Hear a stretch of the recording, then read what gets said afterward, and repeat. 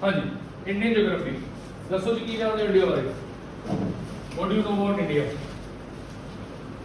India country जी है किहड़े महाद्वीप दे विच लोकेटेड है? एशिया। इंडिया जनसंख्या के हिसाब नाल कितने नंबर पे आउंदा? पहले नंबर पे कौन है? अच्छा, एरिया के हिसाब नाल कितने नंबर पे आया? ठीक। इंडिया च कितनी स्टेट्स ने? 28 तो यूटीज कितनी ने? 8। चलो इंडियन ज्योग्राफी के विच असीं आह वाले टॉपिक्स पढ़ने ने, ये बहुत ब्रॉड टॉपिक्स ने। सब तो पहले तुसीं देखो geological history of India. India किस तरह बनया, मतलब जिहड़ा असीं इंडिया हुण देखते हैं, साडे इंडिया का जिहड़ा मैप हैगा ट्रायंगुलर जिहा ना नीचों दी, वो शुरू तो इदां नहीं हुंदा सीगा। जदों धरती बनी पहला इंडिया किते होर हुंदा सी, उतों बाद दे विच मूव करके उपर आया। ये चीज़ां आपां इच पढ़ांगे।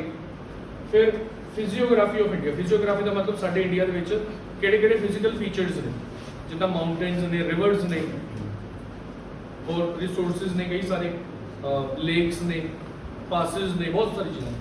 उस तो बाद आ गए जी इंडियन वैदर यानी सीजनस।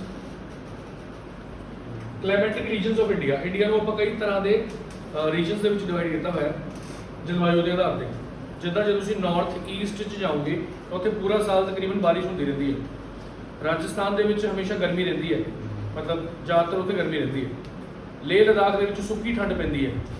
साउथ इंडिया जिथे समुद्र नेड़े लगता है उत्थे की है, उत्थे हमेशा नमी रहती है, नमी, ठीक है ना। तो पूरा साल उन्होंने AC की लोड़ पैंदी है। AC ठंड वास्ते नहीं, नमी को दूर करने वास्ते, क्योंकि चिपचिपाहट जो हो जाती है वो कोई वधिया चीज़ नहीं होती। Soils of India.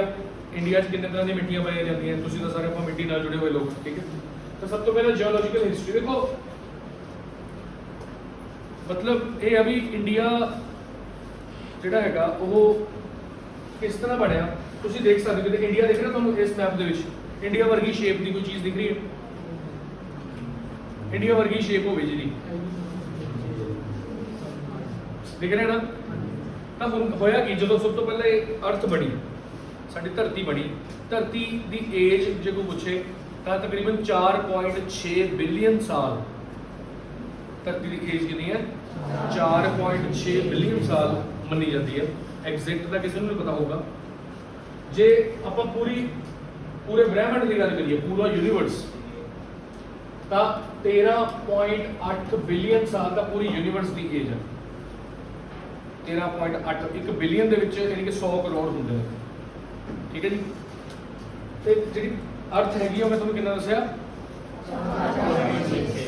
4.6 billion years ये अर्थ की एज बनी जाती है, ठीक है। एग्जैक्ट नहीं हैगी, मैं फिर कह रहा एस्टीमेट्स ने।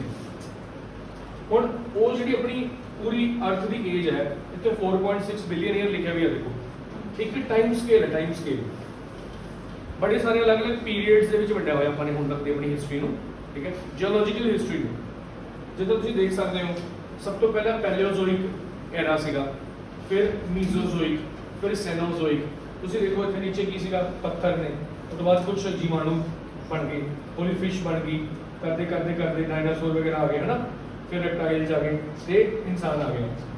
तो सब तो लास्ट जो फेज है वो सेनोजोइक है। उन्होंने भी अगे बहुत तरीके वंडिया हुआ अपने, जिवें देखो तुसीं मेसोजोइक के विच ट्रासिक, जुरासिक और क्रिटेशियस। तो ये ज़्यादा डिटेल नहीं आना अपने, ये रिलेटेड मैं क्वेश्चन फोन करवाऊंगा, पर तुसीं ये याद रखना कि अर्थ की एज 4.6 बिलियन साल है। पहला धरती के ऊपर सिर्फ 2 कॉन्टीनेंट होंदे सी, मतलब एक कॉन्टीनेंट होंदा सी, सिर्फ एक ही लैंड मास सीगा। हुण तो 7 कॉन्टीनेंट ने ना धरती के ऊपर, देयर आर 7 कॉन्टीनेंट्स, 7 महाद्वीप ने ना। पहला सिर्फ एक ही महाद्वीप होंदा सीगा, हौली हौली टुट गया, 2 च बन गया, ठीक है ना। जो टुटिया देखो नीचे वाले हिस्से में कहते गोंडवाना, ऊपर वाले हिस्से में कहते लॉरेशिया, नाम रखता बस। तो इंडिया पहला गोंडवाना का हिस्सा सीगा, नीचे है ना इंडिया। हौली हौली समय के हिसाब नाल कई तरह दीयां इहो जिहियां जियोग्राफिकल फोर्सिस काम करनगियां भी इंडिया हौली हौली तैर के ऊपर आ जाऊगी। प्लेटां होंदियां नीचे, तुहानूं पता होगा, प्लेटां चलदियां रहंदियां, मूव होंदियां रहंदियां। उन्होंने प्लेटां के आपस में टकरान करके या रगड़ खान करके भूचाल भी आते हैं, और होर कई चीज़ां होंदियां जिद्दां ज्वालामुखी भी फटते हैं, है ना। ਤੁਸੀਂ ਕਹਿੰਦੇ ਆਪਣੇ ਹੱਥਾਂ ਨੂੰ ਨਾ ਜੋੜ ਜੋੜ ਕੇ ਰਗੜ ਕੇ ਦੇਖੋ ਇਹਦਾ, ਲਗਾਤਾਰ 5 ਮਿੰਟ ਰਗੜ ਲੋਗੇ ਅੱਗ ਲੱਗ ਜਾਊਗੀ। ਸਾਡੇ ਸਿਰ ਛੋਟੇ ਜਿਹੇ ਹੱਥ ਨੇ, ਅਸੀਂ 2 ਮਿੰਟ ਵੀ ਰਗੜਾਂਗੇ ਤਾਂ ਵੀ ਗਰਮ ਹੋ ਜਾਣਗੇ, ਸਾਡੀ ਸਕਿਨ ਬਰਨ ਹੋ ਜੂਗੀ। ਉੱਥੇ ਤਾਂ ਏਡੀ ਵੱਡੀ ਵੱਡੀਆਂ ਪਲੇਟਾਂ ਹੁੰਦੀਆਂ ਨੇ, ਜਦੋਂ ਆਪਸ ਵਿੱਚ ਟਕਰਾਉਂਦੀਆਂ ਹੋਣਗੀਆਂ ਫਿਰ ਤਾਂ ਕਿੰਨੀ ਅੱਗ, ਮਤਲਬ ਕਿੰਨਾ ਜ਼ਿਆਦਾ ਹੀਟ ਪੈਦਾ ਹੁੰਦੀ ਹੋਊਗੀ, ਤੁਸੀਂ ਸਮਝ ਹੀ ਸਕਦੇ। ਠੀਕ ਹੈ, ਤਾਂ ਇੰਡੀਆ ਪਹਿਲਾਂ ਗੋਂਡਵਾਨਾ ਦਾ ਹਿੱਸਾ ਹੁੰਦਾ ਸੀ, ਹੌਲੀ ਹੌਲੀ ਉੱਪਰ ਆਇਆ। ਇਹ ਉੱਪਰ ਕਿਵੇਂ ਆਇਆ, ਇਹੋ ਜਿਹੀ ਕਿਹੜੀ ਫੋਰਸਿਸ ਸੀਗੀਆਂ? ਠੀਕ ਹੈ ਨਾ, ਤੁਸੀਂ ਇਹ ਸਮਝ ਲਓ ਵੀ ਪਲੇਟਾਂ ਸੀਗੀਆਂ, ਪਲੇਟਸ ਜਿਹੜੀਆਂ ਮੂਵ ਹੁੰਦੀਆਂ ਰਹਿੰਦੀਆਂ ਨੇ। ਠੀਕ ਹੈ, ਤਾਂ ਅੱਗੇ ਚੱਲਦੇ ਹਾਂ। ਇਹ ਕਦੋਂ ਦੀ ਗੱਲ ਹੋ ਰਹੀ ਹੈ? ਪ੍ਰੀ ਕੈਂਬਰੀਅਨ ਐਰਾ ਦੀ ਗੱਲ ਹੋ ਰਹੀ ਹੈ। ਹੁਣ ਆਪਾਂ ਜ਼ਿਆਦਾ ਇਹਦੇ ਵਿੱਚ ਡਿਟੇਲ 'ਚ ਨਹੀਂ ਜਾਵਾਂਗੇ ਕਿਉਂਕਿ ਇਹ ਆਪਣੇ ਸਿਲੇਬਸ ਦਾ ਪਾਰਟ ਨਹੀਂ ਹੈਗਾ, ਬਸ ਤੁਸੀਂ ਇਹ ਸਮਝੋ ਇੰਡੀਆ ਗੋਂਡਵਾਨਾ ਦਾ ਪਾਰਟ ਸੀ। ਨੈਕਸਟ ਚੱਲਦੇ ਹਾਂ। ਹੁਣ ਦੇਖੋ ਇੰਡੀਆ ਹੌਲੀ ਹੌਲੀ ਕੀ ਹੋ ਰਿਹਾ, ਟੁੱਟ ਗਿਆ। 150 ਮਿਲੀਅਨ ਸਾਲ ਪਹਿਲਾਂ ਇੰਡੀਆ ਜਿਹੜਾ ਹੈਗਾ ਉਹ ਗੋਂਡਵਾਨਾ ਤੋਂ ਵੀ ਟੁੱਟ ਗਿਆ ਅਤੇ ਉੱਪਰ ਯਾਨੀ ਨਾਰਥਵਰਡ ਆਣਾ ਸ਼ੁਰੂ ਕਰਦਾ। ਤੇ ਉਸ ਤੋਂ ਬਾਅਦ ਨੀਚੋਂ ਮੈਡਾਗਾਸਕਰ ਹੁੰਦਾ ਸੀ, ਉਦੋਂ ਮੈਡਾਗਾਸਕਰ ਸੀਗਾ, ਮੈਡਾਗਾਸਕਰ ਤੋਂ ਅਲੱਗ ਹੋ ਗਿਆ, ਇੱਧਰ ਦੇ ਪਾਸੇ ਮੈਡਾਗਾਸਕਰ। ਅੱਗੇ ਚੱਲ ਕੇ ਇੰਡੀਆ ਹੌਲੀ ਹੌਲੀ ਉੱਪਰ ਆ ਗਿਆ। ਰਸਤੇ ਦੇ ਵਿੱਚ ਇੰਡੀਆ ਨੂੰ ਮਿਲੇ ਰੀਯੂਨੀਅਨ ਆਈਲੈਂਡਸ। ਜਦੋਂ ਇੰਡੀਆ ਨੀਚੋਂ ਦੀ ਉੱਪਰ ਆ ਰਿਹਾ ਸੀ ਨਾ, ਰਸਤੇ ਦੇ ਵਿੱਚ ਰੀਯੂਨੀਅਨ ਆਈਲੈਂਡ ਮਿਲੇ, ਉਹਨਾਂ ਦੇ ਉੱਪਰੋਂ ਦੀ ਲੰਘ ਕੇ ਗਿਆ। ਨੀਚੇ ਜਵਾਲਾਮੁਖੀ ਸੀਗੇ, ਹੀਟ ਨਿਕਲ ਰਹੀ ਸੀ। ਉਹ ਕਹਿੰਦੇ ਜਵਾਲਾਮੁਖੀ ਨੀਚੋਂ ਦੀ ਜਦੋਂ ਲਾਵਾ ਨਿਕਲਿਆ, ਮੈਗਮਾ ਹੁੰਦਾ ਨਾ, ਫਿਰ ਲਾਵਾ ਬਣ ਜਾਂਦਾ। ਉੱਪਰ ਜਦੋਂ ਆਇਆ ਤੇ ਇੰਡੀਆ ਦੇ ਉੱਪਰ ਆ ਕੇ ਉਹ ਜੰਮ ਗਿਆ। ਤਾਂ ਇੰਡੀਆ ਦਾ ਜੇ ਤੁਸੀਂ ਸਾਊਥ ਇੰਡੀਆ ਵਾਲਾ ਹਿੱਸਾ ਦੇਖੋਗੇ ਨਾ, ਜਿਹਨੂੰ ਆਪਾਂ ਡੈਕਨ ਕਹਿੰਦੇ ਹਾਂ, ਡੈਕਨ, ਉਹਦੇ ਵਿੱਚ ਵੋਲਕੈਨਿਕ ਰੌਕਸ ਪਾਏ ਜਾਂਦੇ ਨੇ। ਉਹ ਕਿਉਂ ਪਾਏ ਜਾਂਦੇ ਨੇ? ਕਿਉਂਕਿ ਇੰਡੀਆ ਜਦੋਂ ਮੂਵ ਕਰ ਰਿਹਾ ਸੀਗਾ, ਰਸਤੇ 'ਚ ਕਿਹੜੇ ਆਈਲੈਂਡਸ ਦੇ ਉੱਪਰੋਂ ਲੰਘ ਕੇ ਆਇਆ? ਰੀਯੂਨੀਅਨ ਆਈਲੈਂਡਸ ਦੇ ਉੱਪਰੋਂ ਲੰਘ ਕੇ ਆਇਆ। ਅਤੇ ਇੱਕਦਮ ਹੀਟ ਜਦੋਂ ਲਾਵਾ ਆਇਆ ਤੇ ਉੱਪਰ ਜੰਮ ਗਿਆ। ਠੀਕ ਹੈ, ਨੈਕਸਟ ਪੁਆਇੰਟ, ਇਹਨੂੰ ਹੌਟਸਪੌਟ, ਹੌਟਸਪੌਟ ਹੁੰਦਾ ਜਿਵੇਂ ਆਪਣਾ ਮੋਬਾਈਲ ਹੌਟਸਪੌਟ, ਇਹ ਵੋਲਕੈਨੋ ਦੀ ਇੱਕ ਕਿਸਮ ਹੈ ਹੌਟਸਪੌਟ। ਜਦੋਂ ਇੱਦਾਂ ਛੋਟੇ ਛੋਟੇ ਹਿੱਸਿਆਂ 'ਚ ਉਹ ਨੀਚੋਂ ਦੀ ਉੱਪਰ ਆਉਂਦਾ ਲਾਵਾ, ਕਈ ਸਾਰੇ ਤਾਂ ਹੌਟਸਪੌਟ। ਡੈਕਨ ਲਾਵਾ ਪਲੇਟੂ ਇਦਾਂ ਹੀ ਬਣਿਆ। ਡੈਕਨ ਵਾਲਾ ਆਹ ਵਾਲਾ ਜਿਹੜਾ ਏਰੀਆ ਨਾ ਇੰਡੀਆ ਦਾ, ਆਹ ਇੰਡੀਆ ਦਾ ਮੈਪ ਹੈ ਨਾ ਹੁਣ ਵਾਲਾ, ਆਹ ਵਾਲਾ ਹਿੱਸੇ ਦੇ ਵਿੱਚ ਇੰਡੀਆ 'ਚ ਹੁਣ ਵੀ ਕੀ ਹੈ? ਲਾਵਾ, ਯਾਨੀ ਲਾਵਾ ਵਾਲੇ ਪੱਥਰ ਪਾਏ ਜਾਂਦੇ ਨੇ। ਇੱਥੋਂ ਪਤਾ ਲੱਗਦਾ ਵੀ ਜਦੋਂ ਇੰਡੀਆ ਆ ਰਿਹਾ ਹੋਊਗਾ ਤਾਂ ਨੀਚੋਂ ਦੀ ਕੋਈ ਨਾ ਕੋਈ ਵੋਲਕੈਨੋ ਫਟਿਆ ਹੋਊਗਾ। ਉਹ ਵੋਲਕੈਨੋ ਦੀ ਕਿਸਮ ਕਿਹੜੀ ਸੀਗੀ? ਹੌਟਸਪੌਟ। ਕਲੀਅਰ ਹੈ? ਤੇ ਜਦੋਂ ਉੱਪਰ ਆਇਆ ਨਾ, ਉੱਪਰ ਜਦੋਂ ਇੰਡੀਆ ਜਿਹੜੀ ਜਗ੍ਹਾ ਤੇ ਹੁਣ ਹੈਗਾ, ਇੱਥੇ ਪਹਿਲਾਂ ਇੱਕ ਸਮੁੰਦਰ ਹੁੰਦਾ ਸੀ, ਛੋਟਾ ਜਿਹਾ ਸਮੁੰਦਰ ਨਹੀਂ ਕਹਿ ਸਕਦੇ ਆਪਾਂ, ਖਾੜੀ ਕਹਿ ਲਓ, ਛੋਟਾ ਸਮੁੰਦਰ ਹੁੰਦਾ ਸੀਗਾ। ਹੁਣ ਕਹਿੰਦੇ ਸੀ ਟੈਥਿਸ। ਕੀ ਕਹਿੰਦੇ ਸੀ? ਟੈਥਿਸ ਸੀ ਨੂੰ ਜਾ ਕੇ ਜਦੋਂ ਉਹਨੇ ਓਵਰਕਮ ਕਰਤਾ, ਉੱਥੇ ਜਾ ਕੇ ਉਹ ਇੰਡੀਆ ਸਥਾਪਿਤ ਹੋ ਗਿਆ। ਉਹ ਟੈਥਿਸ ਸੀ ਦਾ ਪਾਣੀ ਇੱਧਰ ਉੱਧਰ ਚਲਾ ਗਿਆ, ਬਾਕੀ ਸਮੁੰਦਰਾਂ ਚਲਾ ਗਿਆ। ਠੀਕ ਹੈ, ਰਾਜਸਥਾਨ ਦੇ ਵਿੱਚ ਜਦੋਂ ਅਸੀਂ ਗਏ, ਮੰਨ ਲਓ ਰਾਜਸਥਾਨ ਦੇ ਵਿੱਚ ਅਸੀਂ ਬਹੁਤ ਸਾਰਾ ਰੇਤਾ ਹੈਗਾ ਹੈ ਨਾ, ਅਸੀਂ ਉਹਨੂੰ ਖੋਦ ਕੇ ਦੇਖਿਆ, ਨੀਚੇ ਸਾਨੂੰ ਮੱਛਲੀਆਂ ਦੇ ਅਵਸ਼ੇਸ਼ ਮਿਲੇ। ਰਾਜਸਥਾਨ 'ਚ ਮੱਛਲੀਆਂ ਕਿੱਥੋਂ ਆ ਗਈਆਂ? ਰਾਜਸਥਾਨ ਦਾ ਇੱਕ ਮਾਰੂਥਲ ਹੈ, ਥਾਰ ਮਾਰੂਥਲ, ਕਿਉਂਕਿ ਪਹਿਲਾਂ ਟੈਥਿਸ ਸੀ ਹੁੰਦੀ ਸੀਗੀ, ਉਹਦਾ ਪਾਣੀ ਸਮਝ ਲਓ ਨਾ ਇੱਦਾਂ ਉਹਦੇ ਵਿੱਚੋਂ ਲੰਘ ਕੇ, ਮਤਲਬ ਉੱਥੇ ਉਸ ਜਗ੍ਹਾ ਤੇ ਪਹਿਲਾਂ ਟੈਥਿਸ ਸੀ ਹੁੰਦੀ ਸੀ, ਫਿਰ ਬਾਅਦ 'ਚ ਇੰਡੀਆ ਆ ਗਿਆ ਤੇ ਉਹਨੇ ਉਹਦੀ ਜਗ੍ਹਾ ਲੈ ਲਈ। ਤਾਂ ਜਿਹੜੀ ਟੈਥਿਸ ਸੀ ਉਹਦੀਆਂ ਮੱਛੀਆਂ ਦੇ ਅਵਸ਼ੇਸ਼ ਹੁਣ ਵੀ ਮਿਲਦੇ। ਕਲੀਅਰ? ਨੈਕਸਟ ਚੱਲਦੇ ਹਾਂ। ਟਰਸ਼ਰੀ ਟਾਈਮ ਯਾਨੀ ਲਾਸਟ ਫੇਜ਼ ਜਿਹੜਾ ਹੈਗਾ, ਇਹਦੇ 'ਚ ਇੰਡੀਆ ਜਦੋਂ ਉੱਪਰ ਨੂੰ ਆਇਆ ਤਾਂ ਉੱਪਰ ਆ ਕੇ ਟਕਰਾ ਗਿਆ। ਜਿਹੜਾ ਹੁਣ ਏਸ਼ੀਆ ਨਾ, ਪੂਰਾ ਏਸ਼ੀਆ, ਇੰਡੀਆ ਦੇ ਉੱਪਰਲੇ ਪਾਸੇ ਕਿਹੜਾ ਮੁਲਕ ਪੈਂਦਾ? ਚਾਈਨਾ ਪੈਂਦਾ ਨਾ, ਤਿੱਬਤ ਚਾਈਨਾ। ਇੱਥੇ ਪਹਿਲਾਂ ਤਿੱਬਤ ਚਾਈਨਾ ਹੁੰਦਾ ਸੀ, ਇੰਡੀਆ ਆ ਕੇ ਟਕਰਾਇਆ ਉਹਦੇ ਨਾਲ, ਤੇ ਜਦੋਂ ਟਕਰਾਇਆ ਦੋ ਪਲੇਟ ਜਦੋਂ ਆਪਸ ਵਿੱਚ ਟਕਰਾਉਂਦੀਆਂ ਨੇ ਤਾਂ ਆਪਸ ਇਦਾਂ ਉੱਪਰ ਨੂੰ ਚੜ ਗਈਆਂ, ਕੋਲੀਜਨ ਹੋ ਗਿਆ, ਬੈਂਡ ਪੈ ਗਿਆ, ਬੈਂਡ ਵਲ ਪੈ ਗਏ। ਉਹ ਵਲ ਐਡੇ ਵੱਡੇ ਸੀਗੇ ਵੀ ਉਹਨੇ ਕਾਹਦਾ ਰੂਪ ਲੈ ਲਿਆ? ਹਿਮਾਲਿਆ ਦਾ ਰੂਪ ਲੈ ਲਿਆ। ਹਿਮਾਲਿਆ ਪਰਬਤਾਂ ਬਾਰੇ ਅੱਜ ਮੈਂ ਤੁਹਾਨੂੰ ਪੜਾਉਂਗਾ। ਹਿਮਾਲਿਆ ਯਾਨੀ ਹਿਮੋ ਦਾ ਮਤਲਬ ਕੀ ਹੁੰਦਾ? ਬਰਫ਼ ਦੇ ਘਰ। ਠੀਕ ਹੈ ਨਾ? ਸੋ ਇਸ ਤਰ੍ਹਾਂ ਕਹਿਣ ਦਾ ਭਾਵ ਕੀ ਹੈ ਕਿ ਆਪਾਂ ਜਿਓਲੌਜੀਕਲ ਹਿਸਟਰੀ ਪੜ੍ਹੀ ਇੰਡੀਆ ਦੀ, ਕਿ ਇੰਡੀਆ ਪਹਿਲਾਂ ਗੋਂਡਵਾਨਾ ਦਾ ਹਿੱਸਾ ਸੀਗਾ। ਜਦੋਂ ਆ ਰਿਹਾ ਸੀਗਾ ਰਸਤੇ 'ਚ ਕਿਹੜੇ ਆਈਲੈਂਡ ਸੀਗੇ? Reunion island. ਉੱਥੇ ਕਿਹੜਾ ਵੋਲਕੈਨੋ ਸੀਗਾ? Hotspot volcano. ਉਹ ਉੱਪਰ ਆ ਕੇ ਡੈਕਨ ਪਲੇਟੂ ਦੇ ਉੱਪਰ ਆ ਕੇ ਫੈਲ ਗਿਆ। ਇਸ ਤੋਂ ਇਲਾਵਾ ਇੰਡੀਆ ਜਦੋਂ ਜਾ ਕੇ ਟਕਰਾਇਆ ਉੱਥੇ ਕਿਹੜੀ ਸੀ ਸੀਗੀ? ਟੈਥਿਸ ਸੀ ਸੀ। ਠੀਕ ਹੈ ਜੀ। ਸੋ ਇੱਕ ਗੱਲ ਹੋਰ ਬਹੁਤ ਇੰਪੋਰਟੈਂਟ ਹੈ, ਇਹਦੇ 'ਚ ਮੈਂ ਤੁਹਾਨੂੰ ਦੱਸਦਾ, ਇਹ ਸਭ ਗੱਲਾਂ ਜਿਹੜੀਆਂ ਹੋ ਰਹੀਆਂ ਨੇ, ਇਹ ਗੱਲਾਂ ਹੋ ਰਹੀਆਂ ਨੇ ਆਪਣੀਆਂ 150 ਮਿਲੀਅਨ ਸਾਲ ਪਹਿਲਾਂ। ਮਿਲੀਅਨ 10 ਲੱਖ ਹੁੰਦਾ। ਠੀਕ ਹੈ, ਸੋ ਆਪਾਂ ਚੱਲਦੇ ਅੱਗੇ। ਹੁਣ ਆਪਾਂ ਦੇਖ ਲਿਆ ਵੀ ਇੰਡੀਆ ਬਣ ਗਿਆ ਜੀ, ਇੰਡੀਆ ਬਣ ਗਿਆ। ਜਿਹੜਾ ਇੰਡੀਆ ਮੌਜੂਦਾ ਤੁਸੀਂ ਦੇਖਦੇ ਹੋ ਉਹ ਆਪਾਂ ਦੇਖ ਲਿਆ ਵੀ ਬਣ ਗਿਆ। ਹੁਣ ਤੁਸੀਂ ਦੇਖੋ ਇੰਡੀਆ ਦੀ ਫਿਜ਼ੀਓਗ੍ਰਾਫੀ, ਮਤਲਬ ਮੇਨ ਟੌਪਿਕ ਇਹ ਹੈ ਇੰਡੀਆ ਦੇ ਵਿੱਚ ਕੀ ਚੀਜ਼ਾਂ ਦੇਖਣ ਨੂੰ ਮਿਲਦੀਆਂ ਨੇ, ਮਤਲਬ ਜਿਓਗ੍ਰਾਫਿਕਲੀ। Number 1 mountains. ਇੰਡੀਆ ਦੇ ਵਿੱਚ ਨਾਰਦਰਨ ਮਾਊਂਟੇਨਸ ਨੇ, ਹਿਮਾਲਿਆਜ਼। ਇਸ ਤੋਂ ਇਲਾਵਾ ਇੰਡੀਆ ਦੇ ਹੋਰ ਵੀ ਬਹੁਤ ਸਾਰੇ ਰਾਜਾਂ ਦੇ ਵਿੱਚ ਮਾਊਂਟੇਨਸ ਪਾਏ ਜਾਂਦੇ ਨੇ। ਕੀ ਹਰਿਆਣਾ ਦੇ ਵਿੱਚ ਕੋਈ ਮਾਊਂਟੇਨਸ ਹੈਗੇ ਨੇ? ਪੰਜਾਬ ਦੇ ਵਿੱਚ ਕੋਈ ਮਾਊਂਟੇਨਸ ਹੈਗੇ ਨੇ? ਹਾਂਜੀ, ਪੰਜਾਬ 'ਚ ਕੋਈ ਮਾਊਂਟੇਨਸ ਹੈਗੇ ਨੇ? ਪੰਜਾਬ ਦੇ ਵਿੱਚ ਸ਼ਿਵਾਲਿਕਸ ਨੇ। ਜੇ ਤੁਸੀਂ ਪੰਜਾਬ ਦੇ ਨਾਰਦਰਨ ਹਿੱਸੇ ਚਲੇ ਜਾਓਗੇ, ਪਠਾਨਕੋਟ, ਗੁਰਦਾਸਪੁਰ, ਹੁਸ਼ਿਆਰਪੁਰ, ਇਹਨਾਂ ਥਾਵਾਂ ਤੇ ਸ਼ਿਵਾਲਿਕ ਪਰਬਤ ਨੇ। ਉਹ ਇੰਨੇ ਉੱਚੇ ਨਹੀਂ ਹੈਗੇ ਲੇਕਿਨ ਫਿਰ ਵੀ ਠੀਕ ਠਾਕ ਨੇ, ਠੀਕ ਹੈ। ਹਰਿਆਣਾ ਦੇ ਵਿੱਚ ਕੋਈ ਪਹਾੜ ਹੈਗੇ? ਹਾਂਜੀ, ਅਰਾਵਲੀ ਪਰਬਤ, ਬਿਲਕੁਲ ਸਹੀ। ਹਰਿਆਣਾ ਦੇ ਵਿੱਚ ਵੀ ਅਰਾਵਲੀ ਪਰਬਤ ਹੈਗੇ ਨੇ, ਠੀਕ ਹੈ, ਕਿਉਂਕਿ ਉਹ ਅਰਾਵਲੀ ਪਰਬਤ ਚੱਲਦੇ ਨੇ ਵਿੱਚੋਂ ਗੁਜਰਾਤ ਤੋਂ ਲੈ ਕੇ ਰਾਜਸਥਾਨ ਥਾਣੀ ਹੋ ਕੇ ਹਰਿਆਣਾ, ਦਿੱਲੀ ਤੱਕ, ਠੀਕ ਹੈ। ਸੋ ਆਪਾਂ ਪਹਿਲਾਂ ਮਾਊਂਟੇਨਸ ਬਾਰੇ ਪੜਾਂਗੇ, ਫਿਰ ਉਸ ਤੋਂ ਬਾਅਦ ਪਲੇਨਸ। ਆਪਾਂ ਮੈਦਾਨੀ ਇਲਾਕੇ 'ਚ ਬੈਠੇ ਹਾਂ। ਮੈਦਾਨੀ ਇਲਾਕੇ ਦਾ ਕੀ ਫਾਇਦਾ ਹੁੰਦਾ? ਖੇਤੀਬਾੜੀ ਹੋ ਜਾਂਦੀ ਹੈ, ਹੋਰ ਟਰਾਂਸਪੋਰਟ ਕਰਨਾ ਬਹੁਤ ਈਜ਼ੀ ਹੈ। ਪਹਾੜਾਂ ਦੇ ਵਿੱਚ ਆਉਂਦੇ ਜਾਂਦੇ ਬਹੁਤ ਟਾਈਮ ਲੱਗ ਜਾਂਦਾ, ਲੈਂਡਸਲਾਈਡਸ ਵਗੈਰਾ ਦਾ ਖਤਰਾ ਰਹਿੰਦਾ, ਉੱਥੇ ਨਹੀਂ ਹੁੰਦਾ। ਪੈਨੀਨਸੂਲਰ ਪਲੇਟਿਊ, ਉਹੀ ਜਿਹੜਾ ਨੀਚੇ ਵਾਲਾ ਡੈਕਨ ਹਿੱਸਾ ਸੀ ਜਿਹੜਾ ਇੰਡੀਆ ਦਾ, ਤਿਕੋਣਾ ਹਿੱਸਾ ਨੀਚੇ ਵਾਲਾ, ਉਹਨੂੰ ਪੈਨੀਨਸੂਲਾ ਕਹਿੰਦੇ ਆ। ਪੈਨੀਨਸੂਲਾ ਦਾ ਮਤਲਬ ਹੁੰਦਾ ਜਿਹੜੀ ਜਗ੍ਹਾ 3 ਸਾਈਡ ਤੋਂ ਪਾਣੀ ਨਾਲ ਘਿਰੀ ਹੁੰਦੀ ਹੈ, ਪੈਨੀਨਸੂਲਰ। ਅਤੇ ਲਾਸਟ ਤੇ ਆ ਗਏ ਕੋਸਟਲ ਪਲੇਨਸ, ਯਾਨੀ ਤਟੀय ਮੈਦਾਨ। ਮੁੰਬਈ ਚਲੇ ਜਾਓ ਤੁਸੀਂ, ਕਰਨਾਟਕਾ ਚਲੇ ਜਾਓ, ਗੋਆ ਚਲੇ ਜਾਓ। ਗੋਆ ਕੀ ਮਸ਼ਹੂਰ ਹੈ? ਗੋਆ ਦਾ ਬੀਚ ਮਸ਼ਹੂਰ ਨੇ ਗੋਆ ਦੀ। ਤਾਂ ਬੀਚ ਤਾਂ ਸਮੁੰਦਰ ਦੇ ਲਾਗੇ ਹੋਣਗੇ ਨਾ, ਪੰਜਾਬ 'ਚ ਥੋੜੀ ਕੋਈ ਬੀਚ ਹੋਊਗੀ, ਠੀਕ ਹੈ ਜੀ।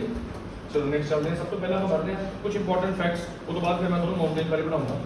ਇਹ ਚੀਜ਼ਾਂ ਸਾਰੀਆਂ ਤੁਹਾਡੀ ਬੁੱਕ 'ਚ ਦਿੱਤੀਆਂ ਹੋਈਆਂ ਨੇ। ਸਭ ਤੋਂ ਪਹਿਲਾਂ ਟਾਪਿਕ ਦੇਖੋ, ਇੰਡੀਆ ਜਿਹੜਾ ਹੈਗਾ ਉਹ ਵਰਲਡ ਮੈਪ ਦੇ ਵਿੱਚ ਜੇ ਤੁਸੀਂ ਉਹਨੂੰ ਲੋਕੇਟ ਕਰੋਗੇ ਤਾਂ ਉਹ ਹੈਗਾ ਨਾਰਥ ਈਸਟਰਨ ਹੈਮੀਸਫੀਅਰ। ਯਾਨੀ ਦੇਖੋ ਆਪਾਂ ਵਰਲਡ ਮੈਪ ਨੂੰ ਡਿਵਾਈਡ ਕਰ ਲਿਆ 4 ਅਲੱਗ-ਅਲੱਗ ਹਿੱਸਿਆਂ 'ਚ, ਜਿੱਦਾਂ, ਠੀਕ ਹੈ। ਤਾਂ ਇੰਡੀਆ ਨਾਰਥ 'ਚ ਹੈ ਨਾ, ਅਤੇ ਈਸਟ ਵਾਲੇ ਪਾਸੇ। ਤਾਂ ਇੰਡੀਆ ਦਾ ਕਿਹੜਾ ਹੈਮੀਸਫੀਅਰ ਹੈ? ਉੱਤਰ ਪੂਰਬੀ। ਸੈਕਿੰਡ ਪੁਆਇੰਟ, ਇੰਡੀਆ ਦੇ ਵਿੱਚੋਂ ਟ੍ਰੋਪਿਕ ਆਫ ਕੈਂਸਰ ਲੱਗਦੀ ਹੈ, ਕਰਕ ਰੇਖਾ। ਤੁਹਾਨੂੰ ਪਤਾ ਹੋਣਾ ਚਾਹੀਦਾ ਵੀ ਜਿਹੜੀ ਕਰਕ ਰੇਖਾ ਹੈ ਇਹ ਕਿਉਂ ਇੰਪੋਰਟੈਂਟ ਹੈ। ਇਹ ਕੋਈ ਸੱਚੀ ਦੀ ਰੇਖਾ ਮਾਰੀ ਹੋਈ ਹੈ ਪੇਂਟ ਦੇ ਨਾਲ? ਇਹ ਤਾਂ ਇਮੈਜਿਨਰੀ ਹੈ। ਬਸ ਇਹ ਉਹ ਪੁਆਇੰਟ ਹੈ ਜਿੱਥੇ ਧੁੱਪ ਪੈਂਦੀ ਹੈ, ਸਿੱਧੀ ਧੁੱਪ ਪੈਂਦੀ ਹੈ। ਇਹ ਤੋਂ ਉੱਪਰ ਫਿਰ ਧੁੱਪ ਨਹੀਂ ਪੈਂਦੀ। ਤਾਂ ਜੇ ਤੁਸੀਂ ਇੰਡੀਆ ਦੇਖੋਗੇ ਨਾ, ਤਕਰੀਬਨ ਇੰਡੀਆ ਦੇ ਬਿਲਕੁਲ ਸੈਂਟਰ 'ਚੋਂ ਲੱਗਦੀ ਹੈ ਰੇਖਾ, ਕਰਕ ਰੇਖਾ ਇੱਦਾਂ ਲੱਗਦੀ ਹੈ, ਠੀਕ ਹੈ। ਕਿੰਨੀਆਂ ਸਟੇਟਾਂ 'ਚ ਲੱਗਦੀ ਹੈ? ਅੱਗੇ ਜਾ ਕੇ ਦਿਖਾਣਾ ਮੈਂ ਤੁਹਾਨੂੰ। ਨੈਕਸਟ, ਇੰਡੀਆ ਦੇ ਲੈਟੀਟਿਊਡ ਕੀ ਨੇ? 8 ਡਿਗਰੀ 4 ਮਿੰਟ ਤੋਂ ਲੈ ਕੇ 37 ਡਿਗਰੀ 6 ਮਿੰਟ।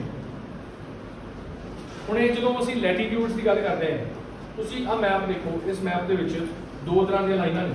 ਇੱਕ ਤਾਂ ਆਹ ਵਾਲੀ ਲਾਈਨਾਂ ਨੇ, ਆਹ ਵਾਲੀ ਜਿਹੜੀ ਤੁਸੀਂ ਲਿਖ ਰਹੇ ਹੋ, ਇਹ ਲੈਟੀਟਿਊਡ ਨੇ, ਠੀਕ ਹੈ।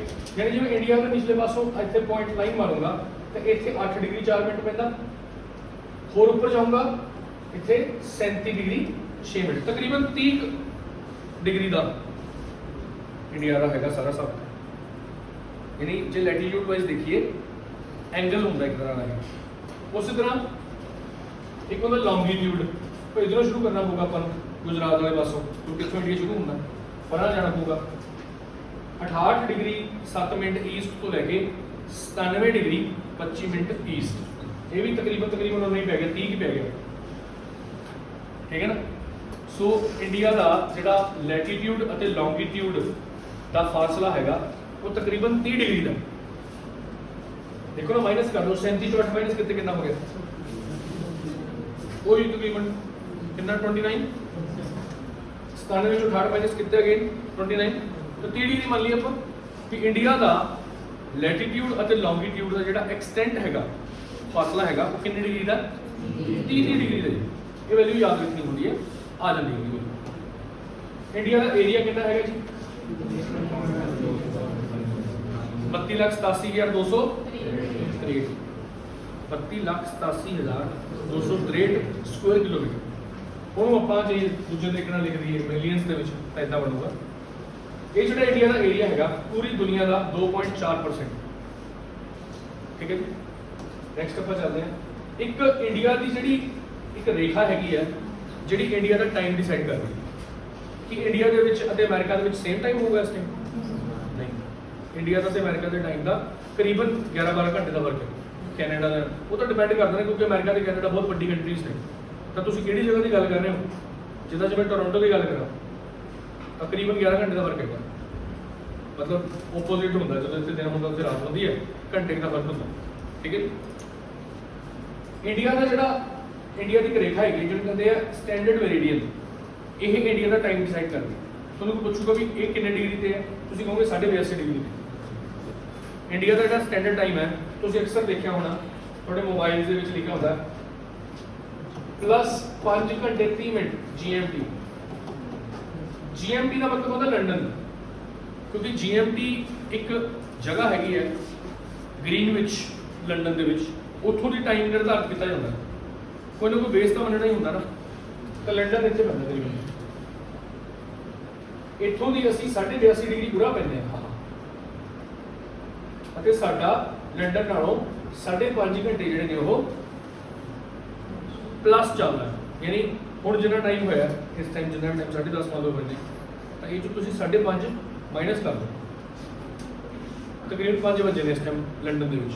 ਅਸੀਂ ਉਹਨਾਂ ਤੋਂ 5.5 ਘੰਟੇ ਅੱਗੇ, ਕਿਉਂਕਿ ਧਰਤੀ ਦੀ ਘੁੰਮਣ ਦੀ ਡਾਇਰੈਕਸ਼ਨ ਕੀ ਹੁੰਦੀ ਹੈ? West to east. ਓਕੇ। ਤੇ ਇਹ ਕਿੱਥੋਂ ਦੀ ਪਾਸ ਕਰਦੀ ਹੈ? ਆ ਜਿਹੜੀ ਲਾਈਨ ਹੈਗੀ ਸਿੱਧੀ, ਇਹ ਮਿਰਜ਼ਾਪੁਰ ਇੱਕ ਵੈਬ ਸੀਰੀਜ਼ ਵੀ ਆਈ ਸੀ, ਯਾਦ ਰੱਖ ਲਿਓ ਕਿ ਇੰਡੀਆ ਦਾ ਜਿਹੜਾ ਸਟੈਂਡਰਡ ਟਾਈਮ ਹੈਗਾ ਉਹ ਮਿਰਜ਼ਾਪੁਰ ਦੇ ਵਿੱਚੋਂ ਕਾਲੀਨ ਭਈਆ, ਹੋਰ ਕੌਣ ਸੀ? ਸੋ ਉੱਤਰ ਪ੍ਰਦੇਸ਼। ਓਕੇ। ਜਿਨ੍ਹਾਂ ਨੇ ਉਹ ਵੈਬ ਸੀਰੀਜ਼ ਨਹੀਂ ਦੇਖੀ ਉਹਨਾਂ ਨੂੰ ਕੋਈ ਆਈਡੀਆ ਨਹੀਂ ਹੈਗਾ। ਇੰਡੀਆ ਗੁਜਰਾਤ ਤੋਂ ਲੈ ਕੇ ਅਰੁਣਾਚਲ ਪ੍ਰਦੇਸ਼, ਕਿਉਂਕਿ ਤੁਸੀਂ ਦੇਖੋਗੇ ਗੁਜਰਾਤ ਸਭ ਤੋਂ ਵੈਸਟ 'ਚ ਪੈਂਦਾ ਅਤੇ ਅਰੁਣਾਚਲ ਪ੍ਰਦੇਸ਼ ਸਭ ਤੋਂ ਈਸਟ 'ਚ ਪੈਂਦਾ। ਆਪਸ ਦੇ ਵਿੱਚ ਉਹਨਾਂ ਦਾ ਤਕਰੀਬਨ 2 ਘੰਟੇ ਦਾ ਫਰਕ ਹੈ। ਠੀਕ ਹੈ ਨਾ। ਲੇਕਿਨ ਅਸੀਂ ਫਿਰ ਵੀ ਵਿਚਾਲੋਂ ਦੀ ਇੱਕ ਲਾਈਨ ਮਾਰਤੀ 82.5 ਡਿਗਰੀ ਵਾਲੀ, ਜਿਸ ਤਾਂ ਉਸੇ ਨੂੰ ਪੂਰੇ ਦੇਸ਼ ਦਾ ਟਾਈਮ ਮੰਨਦੇ ਆ, ਕਿਉਂਕਿ ਫਿਰ ਜੇ ਆਪਾਂ ਇੰਡੀਆ ਦੇ ਅਲੱਗ-ਅਲੱਗ ਟਾਈਮ ਰੱਖਾਂਗੇ ਨਾ ਫਿਰ ਕਨਫਿਊਜ਼ਨ ਕ੍ਰੀਏਟ ਹੋ ਜਾਵੇਗੀ। ਠੀਕ ਹੈ ਨਾ। ਪਰ ਫਰਕ 2 ਘੰਟਿਆਂ ਦਾ। ਸਭ ਤੋਂ ਪਹਿਲਾਂ ਸੂਰਜ ਇੰਡੀਆ ਦੇ ਵਿੱਚ ਕਿੱਥੇ ਚੜ੍ਹਦਾ? ਅਰੁਣਾਚਲ ਪ੍ਰਦੇਸ਼ ਚੜ੍ਹਦਾ, ਅਤੇ ਸਭ ਤੋਂ ਲੇਟ ਗੁਜਰਾਤ ਚੜ੍ਹਦਾ। ਜਦੋਂ ਨੂੰ ਉੱਥੇ ਧੁੱਪ ਨਿਕਲੀ ਹੁੰਦੀ ਹੈ ਨਾ ਅਰੁਣਾਚਲ ਪ੍ਰਦੇਸ਼, ਉਦੋਂ ਨੂੰ ਗੁਜਰਾਤ 'ਚ ਹਨੇਰਾ ਹੁੰਦਾ। 2 ਘੰਟਿਆਂ ਦਾ ਟਾਈਮ ਦਾ ਫਰਕ ਹੈ, ਪਰ ਫਿਰ ਵੀ ਅਸੀਂ 82.5 ਡਿਗਰੀ ਨੂੰ ਵੀ ਆਪਣਾ ਟਾਈਮ ਜ਼ੋਨ ਮੰਨਦੇ। ਓਕੇ। ਇੰਡੀਆ ਏਸ਼ੀਆ ਦੇ ਸਾਊਥ 'ਚ ਪੈਂਦਾ, ਤਾਂ ਪੁੱਛੇ ਵੀ ਏਸ਼ੀਆ ਦੇ ਕਿਹੜੇ ਹਿੱਸੇ 'ਚ ਆਪਾਂ ਸਾਊਥ ਏਸ਼ੀਆ ਤੋਂ ਬਿਲੋਂਗ ਕਰਦੇ। ਅਸੀਂ ਕਿੱਥੇ ਰਹਿੰਦੇ ਹਾਂ? South Asia. ਸਾਊਥ ਏਸ਼ੀਆ ਦੇ ਵਿੱਚ ਇੰਡੀਆ ਹੈਗਾ, ਤਾਂ India is the southward extension of Asia. ਤੁਹਾਨੂੰ ਪਤਾ ਹੋਊਗਾ ਏਸ਼ੀਆ ਸਭ ਤੋਂ ਵੱਡਾ ਮਹਾਦੀਪ ਵੀ ਹੈ। ਫਿਰ ਜੇ ਮੈਂ ਗੱਲ ਕਰਾਂ ਪਹਿਲਾਂ ਕੀ ਹੁੰਦਾ ਸੀ, ਇਹ ਬਾਅਦ 'ਚ ਮੈਂ ਦੱਸਦਾ ਤੁਹਾਨੂੰ ਪੁਆਇੰਟ। ਦੇਖੋ ਆਹ ਇੰਡੀਆ ਹੈਗਾ, ਲੰਬਾਈ ਇੰਡੀਆ ਦੀ ਹੈਗੀ 3214 ਕਿਲੋਮੀਟਰ ਅਤੇ ਚੌੜਾਈ ਹੈਗੀ ਹੈ 2933 ਕਿਲੋਮੀਟਰ। ਇਹ ਕੁਐਸਚਨ ਪੁੱਛ ਲਿਆ ਸਕਦਾ, ਦੱਸੋ ਇੰਡੀਆ ਲੰਬਾ ਜ਼ਿਆਦਾ ਹੈਗਾ ਜਾਂ ਚੌੜਾ ਜ਼ਿਆਦਾ ਹੈਗਾ? ਤਾਂ ਮਤਲਬ ਲੈਂਥ ਜਿਹੜੀ ਹੈਗੀ ਹੈ ਨਾਰਥ ਟੂ ਸਾਊਥ ਉਹ ਕਿੰਨੀ ਹੈ? 3214, ਅਤੇ ਈਸਟ ਟੂ ਵੈਸਟ ਕਿੰਨੀ ਹੈ? 29। ਜੇ ਆਪਾਂ ਪੜ੍ਹ ਹੀ ਲਿਆ 68 ਤੋਂ ਲੈ ਕੇ 9725, ਅਤੇ ਉਹ ਕਿੰਨਾ ਸੀਗਾ? 37.6 ਤੋਂ ਲੈ ਕੇ 8.4। ਓਕੇ। ਹੁਣ ਇੰਡੀਆ ਏਰੀਆ ਵਾਈਜ਼ ਕਿੰਨੇ ਨੰਬਰ ਤੇ ਆਉਂਦਾ? ਸਭ ਤੋਂ ਜ਼ਿਆਦਾ ਜਿਹੜਾ ਏਰੀਆ ਹੈਗਾ ਉਹ ਹੈਗਾ ਤੁਹਾਡੇ ਰਸ਼ੀਆ, ਫਿਰ ਕੈਨੇਡਾ ਜਿੱਥੇ ਸਾਰੇ ਜਾ ਰਹੇ ਨੇ ਅੱਜ ਕੱਲ੍ਹ, ਫਿਰ USA, ਫਿਰ देखो कैनेडा का एरिया इंडिया नालों तकरीबन 3 गुना, ज़्यादा 3 गुना होगा, लेकिन पॉपुलेशन उत्थे पंजाब की जिन्नी है। एरिया पूरे इंडिया का 3 गुना, पॉपुलेशन पंजाब जिन्नी है। तो इस करके कैनेडा के विच अपॉर्चुनिटीज़ मतलब रिसोर्सिस ज़्यादा ने, लोग घट ने, ताकि उत्थों का जिहड़ा लाइफ स्टाइल है वो इंडिया नालों बेहतर है कुछ चीज़ों। ठीक है। चलो देखो ब्राज़ील भी साढ़े तो ऊपर है, चाइना, ब्राज़ील, ऑस्ट्रेलिया। देखो ब्राज़ील कितने नंबर पे होता है? 5वें नंबर पे होता है, पॉपुलेशन वाइज भी 5वें नंबर पे। ठीक है। ब्राज़ील एक ऐसा देश है ਜਿਹੜਾ ਏਰੀਆ ਵਾਈਜ਼ ਅਤੇ ਪੋਪੂਲੇਸ਼ਨ ਵਾਈਜ਼ ਦੋਨੋਂ।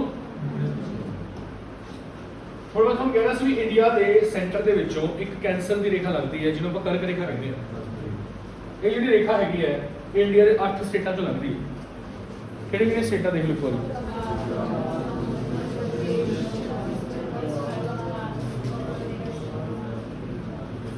हाँ, गुजरात, थोड़ी सी राजस्थान जो भी लग रही है, मध्य प्रदेश, छत्तीसगढ़, झारखंड, वेस्ट बंगाल, त्रिपुरा ते मिजोरम। तो 8 स्टेटां चों ही लगदी है, इन्हां नूं याद रखना पएगा। ਅਤੇ ਇੱਕ ਜਿਹੜੀ ਮਿਰਜ਼ਾਪੁਰ ਵਾਲੀ ਰੇਖਾ ਲੰਘ ਰਹੀ ਸੀ, ਉਹ ਦੇਖੋ ਮਿਰਜ਼ਾਪੁਰ ਵਾਲੀ ਰੇਖਾ ਆ ਹੈ ਜਿਹੜੀ 82.5 ਡਿਗਰੀ ਜਿਹੜੀ ਸਾਡਾ ਟਾਈਮ ਡਿਸਾਈਡ ਕਰ ਰਹੀ ਹੈ। ਇਹ ਯੂਪੀ ਚੋਂ ਲੰਘਦੀ ਹੈ, ਮੱਧ ਪ੍ਰਦੇਸ਼ ਚੋਂ ਲੰਘਦੀ ਹੈ, ਝਾਰਖੰਡ ਚੋਂ ਲੰਘਦੀ ਹੈ, ਹਨਾ, ਝਾਰਖੰਡ ਚੋਂ ਲੰਘਦੀ, ਛੱਤੀਸਗੜ੍ਹ ਚੋਂ ਲੰਘਦੀ ਹੈ, ਉੜੀਸਾ। 5 ਸਟੇਟਾਂ ਹੋ ਗਈਆਂ, ਇੱਕ ਦੋਨਾਂ ਚੋਂ ਲੰਘਦੀ ਹੈ, ਯੂਪੀ, ਐਮਪੀ, ਝਾਰਖੰਡ, ਛੱਤੀਸਗੜ੍ਹ ਤੇ ਉੜੀਸਾ। नहीं राजे आप झारखंड नहीं है, झारखंड इधर पै गया ना, ये छत्तीसगढ़ जो लगती है और नीचे आ गया आंध्र प्रदेश। तो 5 स्टेटा ने जिन्होंने जो है IST लगती है। IST का मतलब इंडियन स्टैंडर्ड टाइम कितने डिग्री है 82.5 डिग्री। कितना टाइम हैगा प्लस 5.5 घंटे GMT तो। हुण इंडिया का सब तो उपर जो पॉइंट है जिथों इंडिया शुरू होता है टॉप मोस्ट, ਤੁਹਾਨੂੰ ਪਤਾ ਹੈ ਕਿ ਉਹ ਜੰਮੂ ਕਸ਼ਮੀਰ ਲਦਾਖ ਚ ਪੈਂਦਾ, ਲਦਾਖ ਚ ਪੈ ਗਿਆ ਹੁੰਦਾ। तो ਕਿਹੜਾ ਹੈ ਇੰਦਰਾ ਕੌਲ। ਕੌਲ ਦਾ ਮਤਲਬ ਕੀ ਹੁੰਦਾ?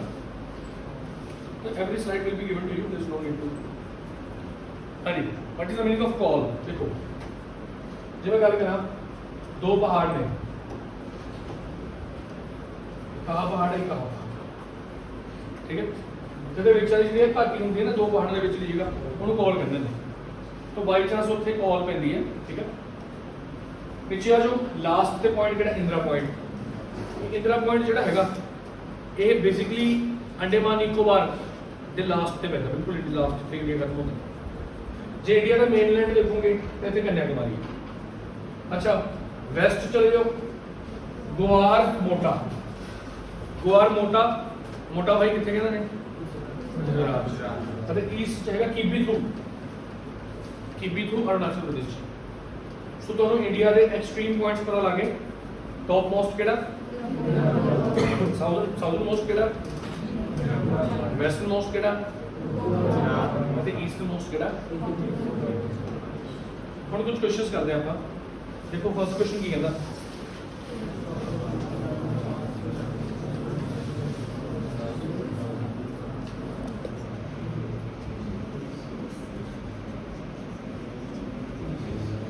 फर्स्ट क्वेश्चन कह रहा है कि ट्रॉपिक ऑफ कैंसर किधर चो पास नहीं करती, उड़ीसा चो नहीं पास करती। सही गल। ईस्टर्न मोस्ट लैटीट्यूड लॉन्गिट्यूड किहड़ा इंडिया का सब तो इधरले पासे 30 डिग्री का फर्क सीगा। देखो 68 7 तो लैके 97 25 सी ना।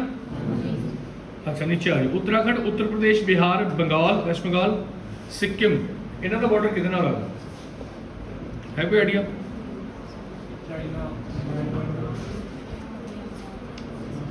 उत्तराखंड यूपी, यूपी का बॉर्डर चाइना नाल लगदा, इहदा सा नेपाल है। जे तुसीं इंडिया के मतलब बाउंड्री दे विच कंट्रीज किहड़े पैंदे हो देखोगे। नैक्सट पॉइंट कहता जेकर तुसीं कावारती जाना है, कावारती किहदी कैपिटल है? ਇਹਦਾ मतलब सानू कैपिटल्स की याद होनी चाहिए। लक्षद्वीप की कैपिटल है, क्योंकि पुडुचेरी की कैपिटल तो पुडुचेरी है। अंडेमान निकोबार की port Blair, Daman and Diu दी है दीव। अच्छा नेक्स्ट क्वेश्चन आ गया, कहता my friend हेल्स from a country which does not share land boundary with India, identify the country. इन्हें जो केड़ी कंट्री है जिहदा इंडिया का बॉर्डर नहीं लगदा? तजिकिस्तान। तजिकिस्तान की कैपिटल दस सकते हो?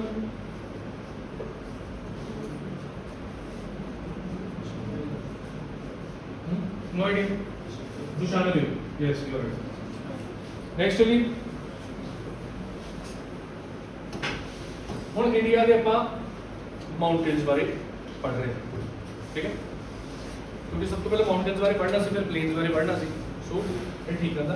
ਤੁਸੀਂ ਦੇਖੋ ਇੰਡੀਆ ਦੇ ਹਿਮਾਲਿਆਸ ਇਦਾਂ ਦੇ ਨਹੀਂ, ਤੁਸੀਂ ਔਰੇਂਜ ਕਲਰ ਦੀ ਲਾਈਨ ਦੇਖ ਪਾ ਰਹੇ ਹੋ, ਇਸ ਸ਼ੇਪ ਦੇ ਵਿੱਚ ਨੇ ਇੰਡੀਆ ਦੇ ਹਿਮਾਲਿਆਸ, ਮਤਲਬ ਐਗਜ਼ੈਕਟਲੀ ਇਦਾਂ ਦੀ ਸ਼ੇਪ ਨਹੀਂ ਹੈਗੀ। ਤੁਸੀਂ ਜੇ ਥੋੜਾ ਜਿਹਾ ਇਸ ਤਰ੍ਹਾਂ ਠੀਕ ਹੈ ਨਾ, ਇਹਨੂੰ ਕਹਿੰਦੇ ਕਨਵੈਕਸ। ਕਨਵੈਕਸ ਹੁੰਦਾ ਨਾ ਜਿਹੜਾ ਇੰਡੀਆ ਵਾਲੇ ਪਾਸੇ ਨੂੰ ਝੁਕਿਆ ਹੋਇਆ।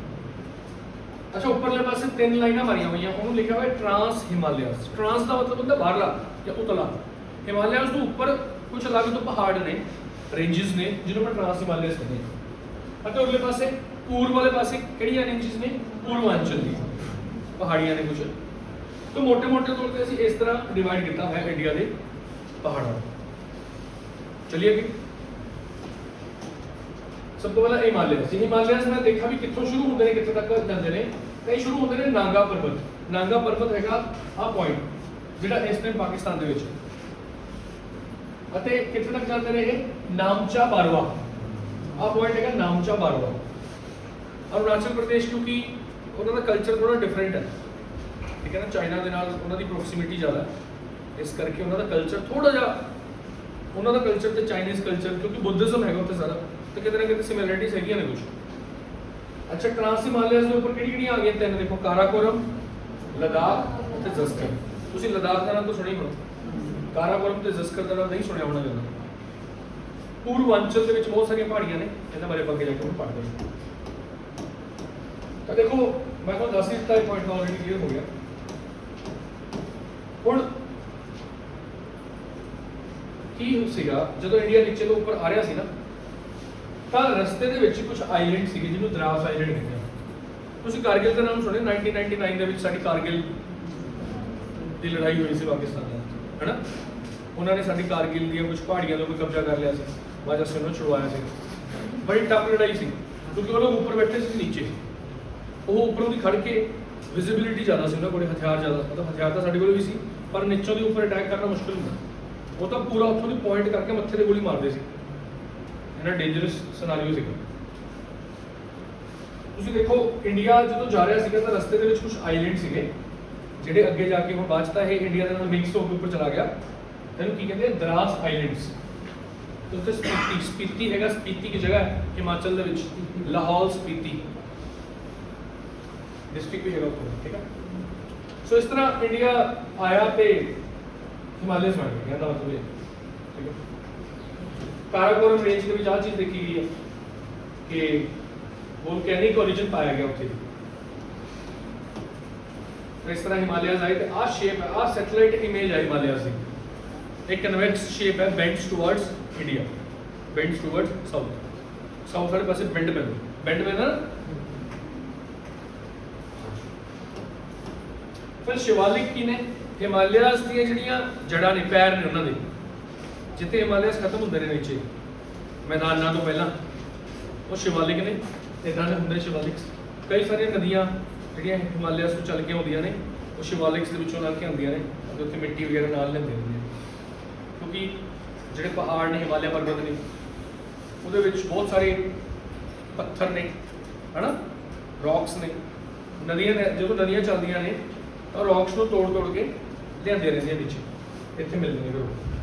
फिर इन्होंने एलुवियल फैन कहते हैं, फैन, एलुवियल फैन कहते हैं, फैन बनती।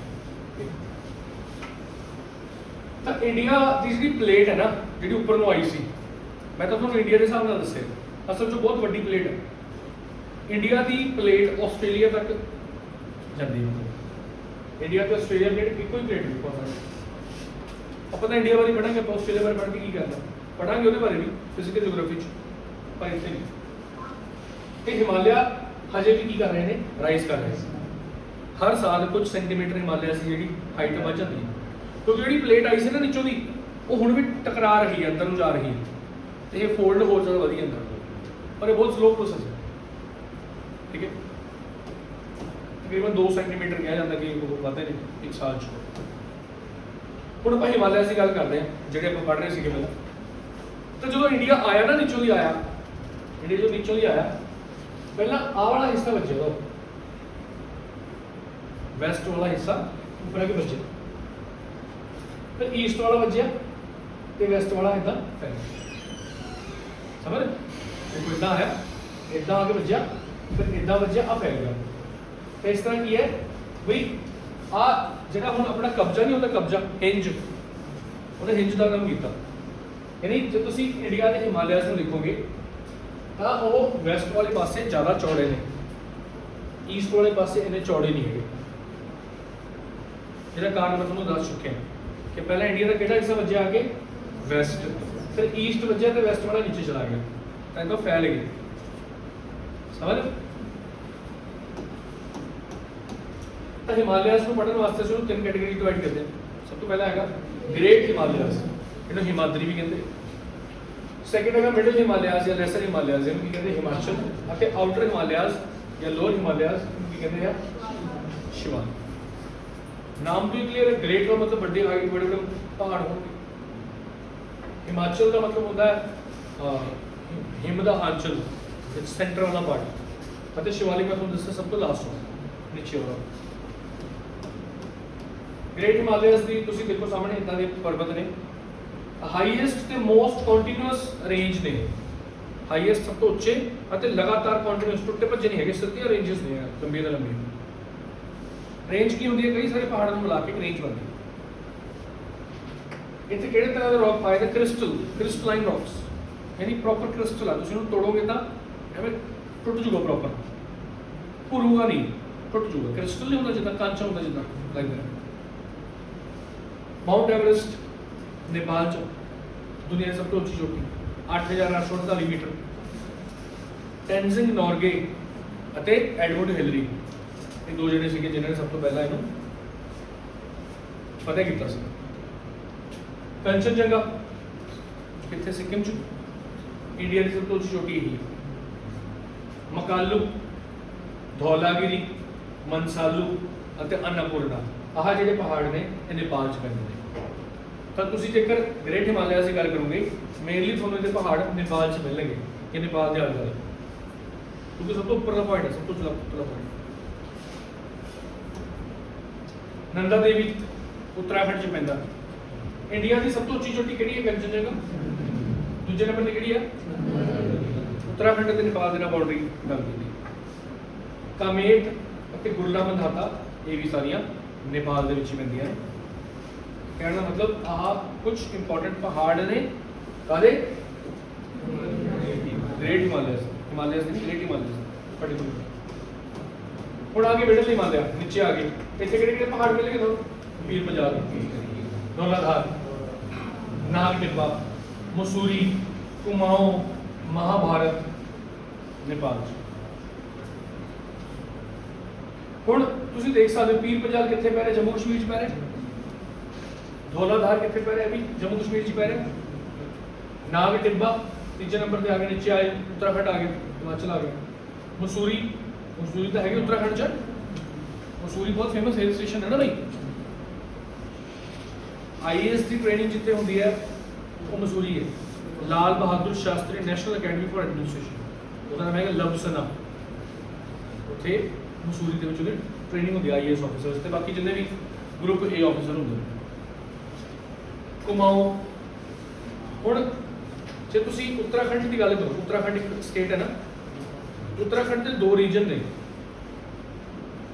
ਉੱਤਰਾਖੰਡ ਜੇ ਉੱਤਰਾਖੰਡ ਤੁਹਾਨੂੰ ਪਤਾ ਨਾ, ਉੱਤਰਾਖੰਡ ਸਨ 2000 ਦੇ ਵਿੱਚ ਯੂਪੀ ਤੋਂ ਅੱਡ ਹੋਇਆ ਸੀਗਾ, ਉਦੋਂ ਉਹਨੂੰ ਉੱਤਰਾਂਚਲ ਕਹਿੰਦੇ ਸੀਗੇ, ਪਤਾ ਇਸ ਗੱਲ ਦਾ? ਉੱਤਰਾਖੰਡ ਦੇ ਦੋ ਹਿੱਸੇ ਨੇ, ਉਰਲੇ ਹਿੱਸੇ ਨੂੰ ਕਹਿੰਦੇ ਨੇ ਗੜਵਾਲ। ਗੜਵਾਲ ਜਿਹੜੇ ਰੈਸਟੋਰੈਂਟਸ ਦੇ ਵਿੱਚ ਮੁੰਡੇ ਕੰਮ ਕਰਦੇ ਹੁੰਦੇ ਆਪਣੇ ਇੱਥੇ ਰੈਸਟੋਰੈਂਟਸ ਦੇ ਵਿੱਚ, ਗੋਰੇ ਗੋਰੇ ਜਿਹੇ ਹੁੰਦੇ ਮੁੰਡੇ, ਆਪਾਂ ਨੂੰ ਐਂ ਲੱਗਦਾ ਵੀ ਨੇਪਾਲੀ ਨੇ, ਪਰ ਅਸਲ 'ਚ ਨੇਪਾਲੀ ਵੀ ਹੁੰਦੇ ਨੇ, ਪਰ ਜ਼ਿਆਦਾਤਰ ਤੁਹਾਨੂੰ ਰੈਸਟੋਰੈਂਟਸ ਦੇ ਵਿੱਚ ਜਿਹੜੇ ਵੇਟਰਸ ਮਿਲਣਗੇ ਉਹ ਗੜਵਾਲੀ ਮਿਲਣਗੇ। ਤਾਂ ਗੜਵਾਲੀ ਇੰਡੀਅਨ ਹੁੰਦੇ ਨੇ, ਜਿਹੜਾ ਆਪਣਾ ਵੈਸਟਰਨ ਉੱਤਰਾਖੰਡ ਹੈ ਉੱਥੋਂ ਬਿਲੋਂਗ ਕਰਦੇ। ਅਤੇ ਜਿਹੜਾ ਇੱਧਰਲੇ ਪਾਸੇ ਹੈਗਾ ਇਹਨੂੰ ਕਹਿੰਦੇ ਨੇ ਕੁਮਾਊਂ, ਜਿਹੜਾ ਨੇਪਾਲ ਦੇ ਨਾਲ ਲੱਗਦਾ। ਠੀਕ ਹੈ, ਕੁਮਾਊਂ ਮੈਂ ਤੁਹਾਨੂੰ ਦੱਸਦਾ ਸੀਗਾ, ਮਹਾਭਾਰਤ ਇਹ ਨੇਪਾਲ 'ਚ। ਇਹ ਹੈਗੇ ਨੇ ਮਿਡਲ ਹਿਮਾਲਿਆ ਦੇ ਕੁਝ ਪਹਾੜ। ਤੁਸੀਂ ਘੁੰਮਣ ਇੱਥੇ ਹੀ ਜਾਂਦੇ ਹੋਵੋਗੇ, ਕਿਉਂਕਿ ਜੇ ਮੈਂ ਗ੍ਰੇਟ ਹਿਮਾਲਿਆ ਦੇ ਪਹਾੜਾਂ ਦੀ ਗੱਲ ਕਰਾਂ, ਇੱਥੇ ਘੁੰਮਣਾ ਮੁਸ਼ਕਿਲ ਹੈ, ਬਹੁਤ ਮੁਸ਼ਕਿਲ। ਤੁਸੀਂ ਮਾਊਂਟ ਐਵਰੈਸਟ ਤੇ ਥੋੜੀ ਜਾ ਕੇ ਚੜ੍ਹ ਜਾਓ, 6 ਮਹੀਨੇ ਦਾ ਪ੍ਰੋਸੈਸ ਹੈ ਪੂਰਾ, 50 ਲੱਖ ਰੁਪਏ ਦਾ ਖਰਚਾ ਹੁੰਦਾ। ਪ੍ਰੋਪਰ ਟ੍ਰੇਨਿੰਗ ਕਰਨੀ ਪੈਂਦੀ ਹੈ, ਉਸ ਤੋਂ ਬਾਅਦ ਲਾਇਸੈਂਸ ਲੈਣਾ ਪੈਂਦਾ, ਆਕਸੀਜਨ ਲੈਣੀ ਪੈਂਦੀ ਹੈ, ਫਿਰ ਹੌਲੀ ਹੌਲੀ ਕਈ ਸਾਰੇ ਬੇਸ ਕੈਂਪ ਨੇ। ਪਹਿਲਾਂ ਸਭ ਤੋਂ ਨੀਚੇ ਬੇਸ ਕੈਂਪ ਹੈਗਾ 5000 ਮੀਟਰ ਦੀ ਉਚਾਈ ਤੇ, 5400 ਮੀਟਰ ਦੀ ਉਚਾਈ ਤੇ, ਫਿਰ ਹੌਲੀ ਹੌਲੀ ਅੱਗੇ ਫਿਰ ਕਈ ਸਾਰੇ ਬੇਸ ਕੈਂਪ ਆਉਂਦੇ ਨੇ। ਮਾਊਂਟ ਐਵਰੈਸਟ ਨੂੰ ਕਿਹਾ ਜਾਂਦਾ ਹੈ, ਕੀ ਨਾਮ ਹੈ ਇਹਦਾ? ਸਾਗਰ ਮਾਥਾ। ਨੇਪਾਲ ਦੇ ਲੋਕ ਇਹਨੂੰ ਸਾਗਰ ਮਾਥਾ ਕਹਿੰਦੇ ਨੇ, ਕਿਉਂਕਿ ਸਾਗਰ ਤਾਂ ਉਹਨਾਂ ਨੇ ਕਦੇ ਦੇਖਿਆ ਨਹੀਂ। ਸਾਗਰ ਤਾਂ ਸਮੁੰਦਰ ਹੁੰਦਾ, ਹੁਣ ਨੇਪਾਲ ਦੇ ਨੇੜੇ ਸਮੁੰਦਰ ਕਿੱਥੋਂ ਆ ਗਿਆ? ਤਾਂ ਕਹਿੰਦੇ ਨੇ ਸਾਗਰ ਦਾ ਮਾਥਾ ਹੈਗਾ, ਜਿੰਨਾ ਸਮੁੰਦਰ ਡੂੰਘਾ ਹੁੰਦਾ ਉਨਾ ਹੀ ਸਾਡਾ ਮਾਊਂਟ ਐਵਰੈਸਟ ਮੱਥਾ ਹੈਗਾ, ਉੱਚਾ ਹੈਗਾ। ਠੀਕ ਹੈ ਜੀ। ਇਹ ਤੋਂ ਇਲਾਵਾ ਇਹਦੇ ਹੋਰ ਬਹੁਤ ਸਾਰੇ ਨਾਮ ਨੇ। ਚਾਈਨਾ 'ਚ ਕੀ ਕਿਹਾ ਜਾਂਦਾ ਹੈ ਇਹਨੂੰ?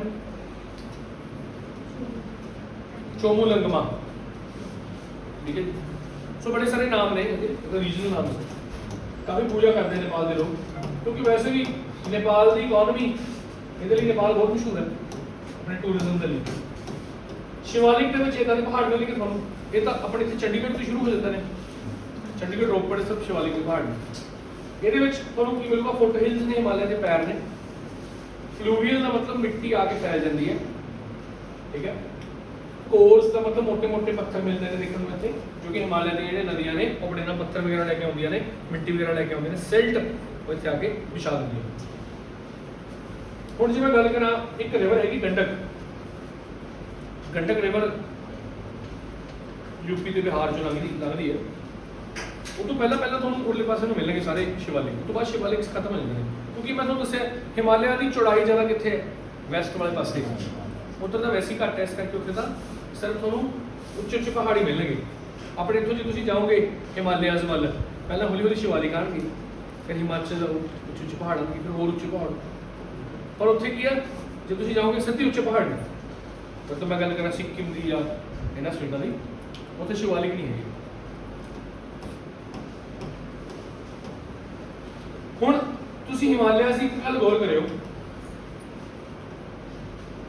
ਕਿ ਇੱਥੇ ਜਾ ਕੇ ਹਿਮਾਲਿਆਜ਼ ਦੇ ਵਿੱਚ ਇੱਕੋ ਦਮ ਆਹ ਬੈਂਡ ਪੈਂਦਾ, ਬੈਂਡ ਹੀ ਕਹਾਂਗੇ ਇਹਨੂੰ, ਇੱਥੇ ਬੈਂਡ ਪੈਂਦਾ ਹੈ ਨਾ।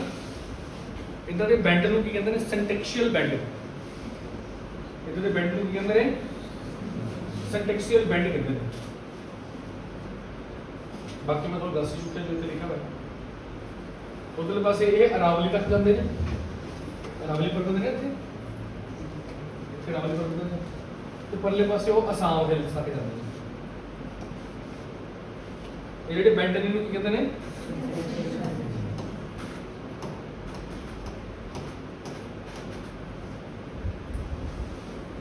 ਹੁਣ ਜੇ ਤੁਸੀਂ ਹਿਮਾਲਿਆ ਪਰਬਤਾਂ ਤੇ ਚੜ੍ਹਨਾ,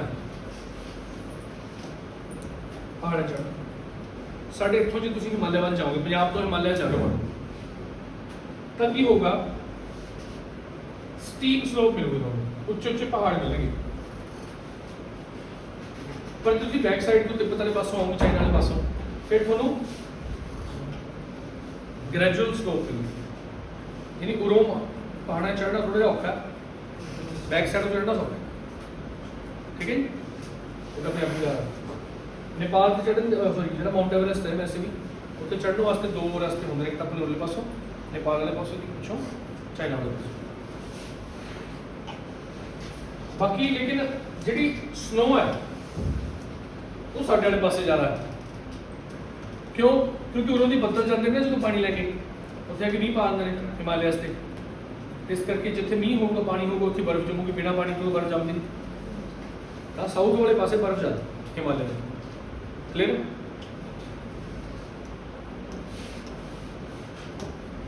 ਇੱਕ ਆਪ ਕੀ ਹੋਗਾ? AM ਤੇ PM।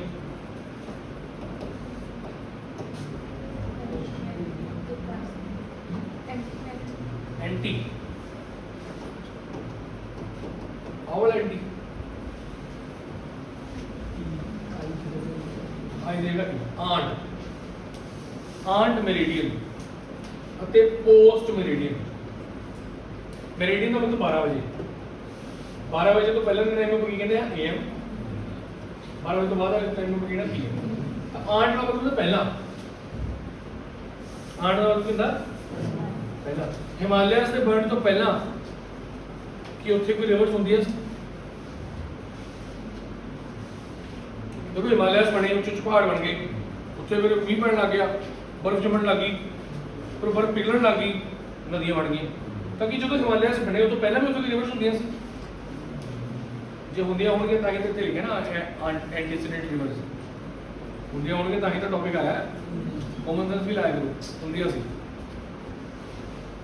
ਕਿਹੜੀਆਂ ਕਿਹੜੀਆਂ ਨੇ? ਆਹ ਨੇ ਹਿਮਾਲਿਆਸ ਦੇ ਬਣਨ ਤੋਂ ਪਹਿਲਾਂ ਆਹ ਨਦੀਆਂ ਹੈਗੀਆਂ ਸੀ। ਉਹ ਇੰਡਸ, ਸਿੰਧ, ਸਤਲੁਜ, ਬ੍ਰਹਮਪੁੱਤਰਾ ਅਤੇ ਕੋਸੀ। कोसी ਨੂੰ ਬਿਹਾਰ ਦਾ ਦੁੱਖ ਕਿਹਾ ਜਾਂਦਾ। ਬਿਹਾਰ ਦੇ ਵਿੱਚ ਹੜ੍ਹ ਆਉਂਦੇ ਨੇ ਇਹਦੇ ਕਰਕੇ ਬਹੁਤ ਜ਼ਿਆਦਾ। ਬ੍ਰਹਮਪੁੱਤਰਾ ਬਹੁਤ ਵੱਡੀ ਨਦੀ ਹੈ। ਇੰਡਸ ਪਾਕਿਸਤਾਨ ਚਲੀ ਜਾਂਦੀ ਹੈ ਲਦਾਖ ਚੋਂ ਹੋ ਕੇ। ਸਤਲੁਜ ਆਪਣੇ ਪੰਜਾਬ ਚੋਂ, ਮੇਨ ਰਿਵਰ ਆਪਣੇ ਪੰਜਾਬ ਦੀ ਸਤਲੁਜ। ਹੁਣ ਗੱਲ ਕੀ ਹੈ, ਜਿਹੜੀਆਂ ਰਿਵਰਸ ਨੇ ਕਿਉਂਕਿ ਹਿਮਾਲਿਆਸ ਤੋਂ ਹੌਲੀ ਹੌਲੀ ਉੱਪਰ ਵਧਣ ਨੇ, ਪਰ ਰਿਵਰਸ ਤਾਂ ਕਿੰਨੀ ਸਪੀਡ ਨਾਲ ਚੱਲਦੀਆਂ ਨੇ, ਤਾਂ ਰਿਵਰਸ ਖੋਰ ਕੇ ਪਹਾੜਾਂ ਨੂੰ ਖੋਰ ਕੇ ਜਾਈ ਜਾਂਦੀਆਂ ਨੇ। ਚਲੋ ਮੈਂ ਤੁਹਾਨੂੰ ਵੈਸੇ ਦੱਸਣਾ ਸੀ ਉਹ ਕਿਹੜੀ ਰਿਵਰਸ ਐਂਟੀਸੀਡੈਂਟਸ। ਹੁਣ ਮੈਂ ਤੁਹਾਨੂੰ ਦੱਸ ਹੀ ਦਿੱਤਾ ਆਲਰੇਡੀ ਕਿ ਪਹਿਲਾਂ ਇੰਡੀਆ ਦਾ ਵੈਸਟ ਵਾਲਾ ਹਿੱਸਾ ਟਕਰਾਇਆ ਸੀਗਾ, ਫਿਰ ਉਹ ਨੀਚੇ ਚਲਾ ਗਿਆ ਤੇ ਈਸਟ ਵਾਲਾ ਹਿੱਸਾ ਟਕਰਾ ਗਿਆ, ਤਾਂ ਵੈਸਟ ਵਾਲੇ ਪਾਸੋਂ ਕੀ ਹੋ ਗਿਆ, ਫਿਰ ਚੌੜਾ ਹੋ ਗਿਆ ਹਿਮਾਲਿਆ ਦਾ।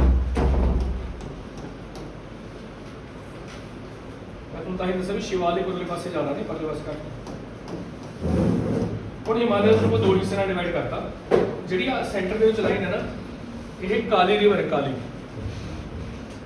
ਇਹਨੂੰ ਸ਼ਾਰਦਾ ਵੀ ਕਹਿੰਦੇ ਨੇ, ਸ਼ਾਰਦਾ। ਇਹ ਤੋਂ ਉਰਲੇ ਪਾਸੇ ਜਿਹੜੇ ਹਿਮਾਲਿਆ ਨੇ ਉਹਨੂੰ ਆਪਾਂ ਵੈਸਟ ਹਿਮਾਲਿਆ ਕਹਿੰਦੇ ਆ, ਵੈਸਟ ਹਿਮਾਲਿਆਸ, ਅਤੇ ਪਰਲੇ ਪਾਸੇ ਨੇ ਕਿਹੜੇ ਵੈਸੇ ਡਿਵਾਈਡ ਕਰਤਾ ਆਪਾਂ ਨੇ, ਕੋਈ ਦਿੱਕਤ ਵਾਲੀ ਗੱਲ ਨਹੀਂ ਹੁੰਦੀ। ਕਈ ਵਾਰੀ ਕੁਐਸਚਨ ਪੁੱਛ ਜਾਂਦਾ ਵੈਸਟ ਹਿਮਾਲਿਆਸ ਕਿਹੜੇ ਕਿਹੜੇ ਪਹਾੜ ਆ ਗਏ, ਦੇਖੋ ਆ ਗਏ ਸਾਰੇ। ਈਸਟ ਹਿਮਾਲਿਆਸ ਕਿਹੜੇ ਕਿਹੜੇ ਪਹਾੜ ਆ ਗਿਆ, ਆ ਗਏ ਦੁੱਧਵਾ, ਮੂਰੀ, ਚੂਰੀਆ, ਦਫਲਾ, ਮੀਰੀ, ਅਬੋਰ, ਮਿਸਮੀ। ਮੈਂ ਤੁਹਾਨੂੰ ਅੱਗੇ ਜਾ ਕੇ ਦੱਸਾਂ ਇਹ ਅਸਾਮ ਵਾਲੇ ਪਾਸੇ ਪੈਂਦੇ ਨੇ। ਤੇ ਉਹ ਕਿਹੜੇ ਹਿਮਾਲਿਆਸ ਨੇ, ਇਹ ਤਾਂ ਆਪਣੇ ਨੇਪਾਲ ਦੇ ਹਿਮਾਲਿਆ ਦਾ। ਨੇਪਾਲ 'ਚ ਦੇਖੋ ਕਿਹੜੀ ਕਿਹੜੀ ਪੈਂਦੀ ਹੈ, ਪਹਾੜੀਆਂ ਪੈਂਦੀਆਂ, ਧੌਲਾਗਿਰੀ, अन्नपूर्णा, मनसालू, मकालू, एवरेस्ट, कंचनजंगा अपने नेपाल ते सिक्किम के बॉर्डर ते इथों रिवर निकलते Teesta, Churia, Muri, Dudhwa. Dudhwa national park UP च, उसका नाम दे पे दुधवा नेशनल पार्क, क्योंकि यूपी का बॉर्डर लगता है नेपाल नाल। तो हुणे पढ़िया सी आ जाओ तुसीं इधर हुण जम्मू कश्मीर वाले पासे आ जाओ। सब तो टॉप ते किहड़ी रेंज है, काराकोरम। सब तो ज्यादा ग्लेशियर इत्थे पाए जाते हैं। नेक्स्ट लद्दाख, इंडिया का लद्दाख प्रोविंस तुहानूं पता ही। जस्कर इतना है कि तीन जिन्हें कहते हैं ट्रांस हिमालयाज। फिर नीचे आ जाओ पीर पंजाब, धौलाधार वगैरह वगैरह, ये सारे हिमालयाज का पार्ट ने, यानी मिडल हिमालयाज।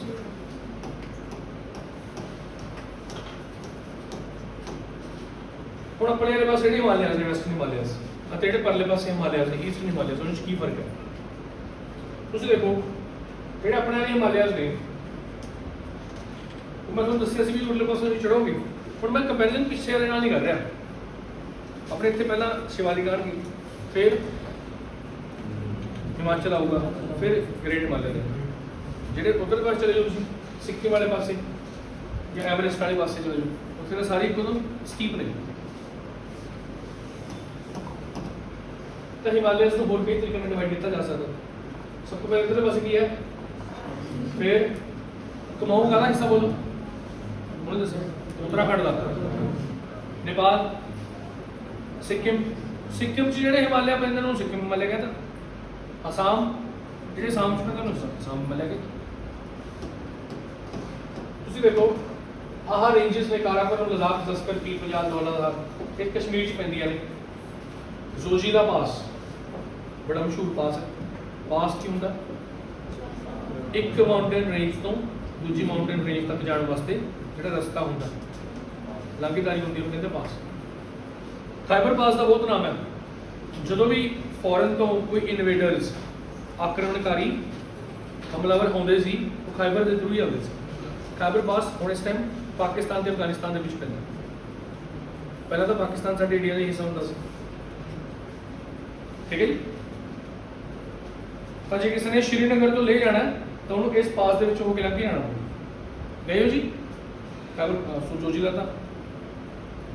इतने तो वैलीज मिलने, वैलीज की होंगी घाटियां है ना, दून्स, देहरादून, ये की होंदा खास तरह का फीचर होंदा, लेक्स। हुण कुमाऊं च जो मैं तुहानूं दस्सिया इधरले पासे गढ़वाल है उत्तराखंड के, इधरले पासे कुमाऊं है। इतने नंदा देवी, कामेट, बद्रीनाथ, केदारनाथ, गंगोत्री। आजकल लोग जाते इतने उत्तराखंड च ही हो सर। नैनीताल ते भीमताल, ठीक है, ये लेक्स ने। ताल का मतलब लेक होंगे। नेपाल दे विच आ सारियां मैं पढ़ लिया। काठमांडू वैली हैगी है। काठमांडू मतलब पहाड़ा के जड़ च है नीचे वैली। सिक्किम चले जाओ, कंचनजंगा दिखाई देगी। सिक्किम के कंचनजंगा दिखाई देगी। कंचनजंगा सिक्किम ते नेपाल दे बॉर्डर कंचनजंगा। ये जो किहड़ी रिवर निकलती है? तीस्ता। इंडिया का ते बांग्लादेश का रौला चलता इस रिवर को लेकर, ठीक है। एक पास है जलेबला, एक पास है जलेबला। ये जो पास है तीन देशों के विचाले पैदा, इंडिया, चाइना ते भूटान। असम चा जो असम हिमालय मिल जाएंगे तो आ पहाड़ ने डफला, मीरिया, बोर, मिशमी, नामचा बारवा जो सब तो ईस्टर्न पॉइंट से हिमालय का। बंगाल के द्वार मिलते हैं, द्वार। अच्छा, दीपू पास है। दीपू पास कि तीन देशों के विचार है, इंडिया, चाइना तो म्यांमार। ये इधर पास अरुणाचल प्रदेश वाले पास गए दीपू पास, ठीक है। तो पहले केड़ा पास पढ़ा जलेबला, इंडिया, चाइना ते भूटान।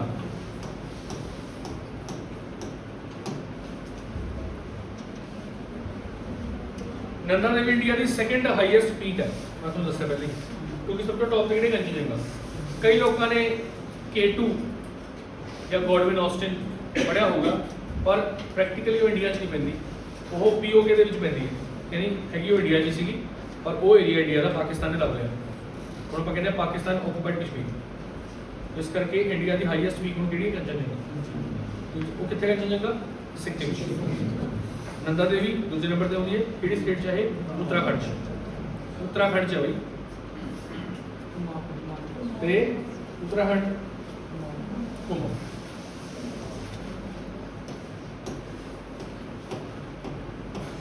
दून की होंगे देखो, कई बार रिवर आ रही होंगी है कि पहाड़ आ जाते हैं और रिवर उत्थे जाके फैल जाती है, पानी फैल जाता है, फिर पानी सुक जाता बाद वो दून कह देंगे। सो रिवर आ रही सी, अगे जाके की होया, पहाड़ आ गया, बैरीयर बन गया, उत्थे फैल गई, लेक बन गई, बाद चो सुक गई तो दून बन गया। नहीं भी सुक्या पा लो। ड्राई लेक्स को कहते हैं दून्स, ओके। तो कई तरह के देहरादून है, ठीक है, सब कुछ होता है। करेवा, तुसी सारे ने केसर खाता, केसर देखा कदे? जाफरान कहते हैं, जाफरान केसर। केसर काफी महंगा होता है, लाखां रुपए होता। क्यों महंगा होता? क्योंकि उसकी मात्रा बहुत घट निकलती है, उसका कलर जो होंगे काफ़ी वधिया यूनीक होंगे। केसरी कलर जो आप कहते हैं, केसरी रंग केसर तो बनया। तो केसर हर एक जगह नहीं होता, सिर्फ कश्मीर के विच कुछ खास जगह ने, इन्हों आप कह सकते हैं ये भी एक तरह के मैदानी, छोटे छोटे मैदानी इलाके ने, छोटे छोटे पहाड़ों के उपर टॉप से छोटे जहा मैदान है, मान लो उन्होंने कहते हैं करेवा। उत्थे खेती होती है केसर। एक होर चीज़ है जिन्होंने हिंग कहते हैं, हिंग एसफटिडा, ये कितने मिलती है? कनेडियन रुकती है हिंग।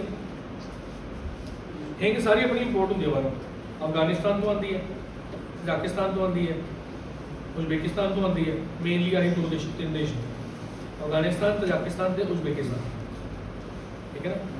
हिंग भी जो उगती है, जड़ा ही होंगे, पेडा होंगे ना, पेडा एक पेडा होंगे, उसकी जड़ा होंगे ने, कट देंगे एवं जिवें अफीम नहीं कटते, पोपी के विचों बस पोपी, पोपी भी एक होंगे ना, फुल होंगे, उन्हें इदा कट लगा देंगे, उस तरह ये भी कट ला देंगे।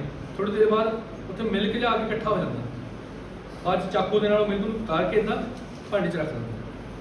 काफ़ी मशक्कत भरिया काम है, पर हिंग जी होंगी है फिर वो लिक्विड होंगी है, बिल्कुल बिल्कुल लिक्विड ग्रीस वर्गी होंगी है, काली मिलती बाद हूँ सीधा तुम खा नहीं सकते, क्योंकि जो सीधा हिंग एक सूई के दाने जिन्नी भी ला दी, तो सूई के उपर भी ला दी ना जिन्नी हिंग, तो भी वो बहुत ज़्यादा स्ट्रॉन्ग हो, फिर तो खाधी नहीं जानी। ਤੁਸੀਂ ਇਦਾਂ ਹਿੰਗ ਨਹੀਂ ਨਾ ਖਾ ਸਕਦੇ, ਇਦਾਂ ਚੱਕ ਕੇ ਮੂੰਹ 'ਚ ਨਹੀਂ ਪਾ ਸਕਦੇ, ਉਲਟੀ ਆ ਜੂਗੀ, ਕਿਉਂਕਿ ਸਟਰੋਂਗ ਬਹੁਤ ਹੁੰਦੀ ਹੈ। ਹਲਕਾ ਜਿਹਾ ਫਲੇਵਰ ਹੁੰਦਾ ਹਿੰਗ ਦਾ, ਉਹ ਬਦਹਜ਼ਮੀ ਨਹੀਂ ਹੋਣ ਦਿੰਦਾ, ਡਾਈਜੈਸ਼ਨ ਬਹੁਤ ਵਧੀਆ ਕਰ ਦਿੰਦਾ। ਹੁਣ ਫਿਰ ਕੀ ਕਰਦੇ ਨੇ, ਉਹਨੂੰ ਲੈ ਕੇ ਉਹਦੇ ਵਿੱਚ ਚਾਵਲ ਦਾ ਆਟਾ ਅਤੇ ਹੋਰ ਕਈ ਤਰ੍ਹਾਂ ਦੇ ਇਦਾਂ ਦੇ ਕੰਪਾਊਂਡ ਪਾਉਂਦੇ ਨੇ ਤਾਂ ਕਿ ਉਹਦੀ ਪਾਵਰ ਘਟੇ। ਮਤਲਬ ਇੰਨੀ ਕੁ ਹਿੰਗ ਤੋਂ ਇੰਨੀ ਤਿਆਰ ਹੋ ਜਾਂਦੀ ਹੈ, ਦਲੀਆਂ ਬਣਾ ਦਿੰਦੇ ਨੇ ਇੱਟਾਂ। ਠੀਕ ਹੈ, ਹੁਣ ਜਿਹੜੀ ਵੀ ਤੁਸੀਂ ਹਿੰਗ ਤੁਸੀਂ ਦੇਖਦੇ ਹੋ ਨਾ ਕਦੇ, ਉਹਦੇ ਲਿਖਿਆ ਹੁੰਦਾ ਬੰਧਾਨੀ ਹਿੰਗ। ਦੇਖ ਲਿਓ ਕਦੇ, ਹਿੰਗ ਦੀ ਡੱਬੀ ਲੈ ਲਿਓ MDH ਵਗੈਰਾ ਦੀ, ਉਹਦੇ ਲਿਖਿਆ ਹੁੰਦਾ ਬੰਧਾਨੀ ਹਿੰਗ, ਕਿਉਂਕਿ ਬੰਨਿਆ ਹੁੰਦਾ, ਬੰਨੀ ਹੋਈ ਆਟਾ ਉਟਾ ਪਾ ਕੇ ਉਹਦੀ ਕੰਸਨਟ੍ਰੇਸ਼ਨ ਘੱਟ ਕੀਤੀ ਹੁੰਦੀ ਹੈ। ਆਪਣੇ ਇੰਡੀਆ 'ਚ ਉਗਾਉਣ ਦੀ ਕੋਸ਼ਿਸ਼ ਤਾਂ ਕੀਤੀ ਇਹਨਾਂ ਨੇ, ਲਦਾਖ 'ਚ ਤੇ ਹਿਮਾਚਲ ਸਪੀਤੀ ਵਗੈਰਾ 'ਚ, ਪਰ ਇੰਡੀ ਕੋਈ ਪ੍ਰੋਡਕਸ਼ਨ ਹੋਈ ਨਹੀਂ ਹੁੰਦੀ। ਨੈਚੁਰਲ ਪ੍ਰੋਸੈਸ ਹੈ ਸਾਰਾ। ਇਹ ਫਰਟਾਈਲ ਲੈਂਡ ਹੁੰਦਾ ਨਹੀਂ ਕਰੇਵਾਲ ਨਾਲ ਦੋਸਤਾ, ਇੱਥੇ ਹਿੰਗ ਆਪਣਾ ਕੇਸਰ ਹੋ ਗਿਆ, ਕੇਸਰ। ਹੁਣ ਹਿਮਾਲਿਆਸ ਦਾ ਫਾਇਦਾ ਕੀ ਹੈ ਜੀ? ਹਿਮਾਲਿਆ ਪਰਬਤਾਂ ਦਾ ਫਾਇਦਾ ਕੀ ਹੈ? ਸਭ ਤੋਂ ਪਹਿਲਾਂ ਤਾਂ ਕਹਿੰਦਾ ਉੱਪਰਲੇ ਪਾਸੋਂ, ਜੇ ਮੈਂ ਗੱਲ ਕਰਾਂ ਚਾਈਨਾ ਤੋਂ ਉੱਪਰ, ਮੰਗੋਲੀਆ ਹੋ ਗਿਆ ਜਾਂ ਰਸ਼ੀਆ ਹੋ ਗਿਆ, ਕਿਉਂਕਿ ਉਹਦੇ ਉੱਪਰ ਧੁਰੇ ਨੇ, ਪੋਲਸ ਨੇ, ਉੱਥੇ ਬਹੁਤ ਠੰਡੀ ਹਵਾ ਹੁੰਦੀ ਹੈ, ਉੱਥੇ ਧੁੱਪ ਤਾਂ ਪੈਂਦੀ ਨਹੀਂ, ਇਸ ਕਰਕੇ ਬਹੁਤ ਜ਼ਿਆਦਾ ਠੰਡ ਹੁੰਦੀ ਹੈ। ਉੱਥੋਂ ਦੀਆਂ ਆਉਣ ਵਾਲੀਆਂ ਠੰਡੀਆਂ ਹਵਾਵਾਂ ਤੋਂ ਸਾਨੂੰ ਬਚਾਉਂਦੇ ਨੇ ਹਿਮਾਲਿਆ। ਜੇ ਕਿਤੇ ਹਿਮਾਲਿਆ ਨਾ ਹੁੰਦੇ ਤਾਂ ਸਾਡੇ ਦੇਸ਼ 'ਚ ਬਰਫ਼ ਜੰਮਿਆ ਕਰਦੀ ਸੀ, ਮਤਲਬ ਠੰਡ ਨਹੀਂ ਹੋਇਆ ਕਰਦੀ ਸੀ। ਵੈਸੇ ਵਧੀਆ ਹੁੰਦਾ ਨਾ, ਪਰ ਫਿਰ AC ਦੀ ਲੋੜ ਨਾ ਪੈਂਦੀ।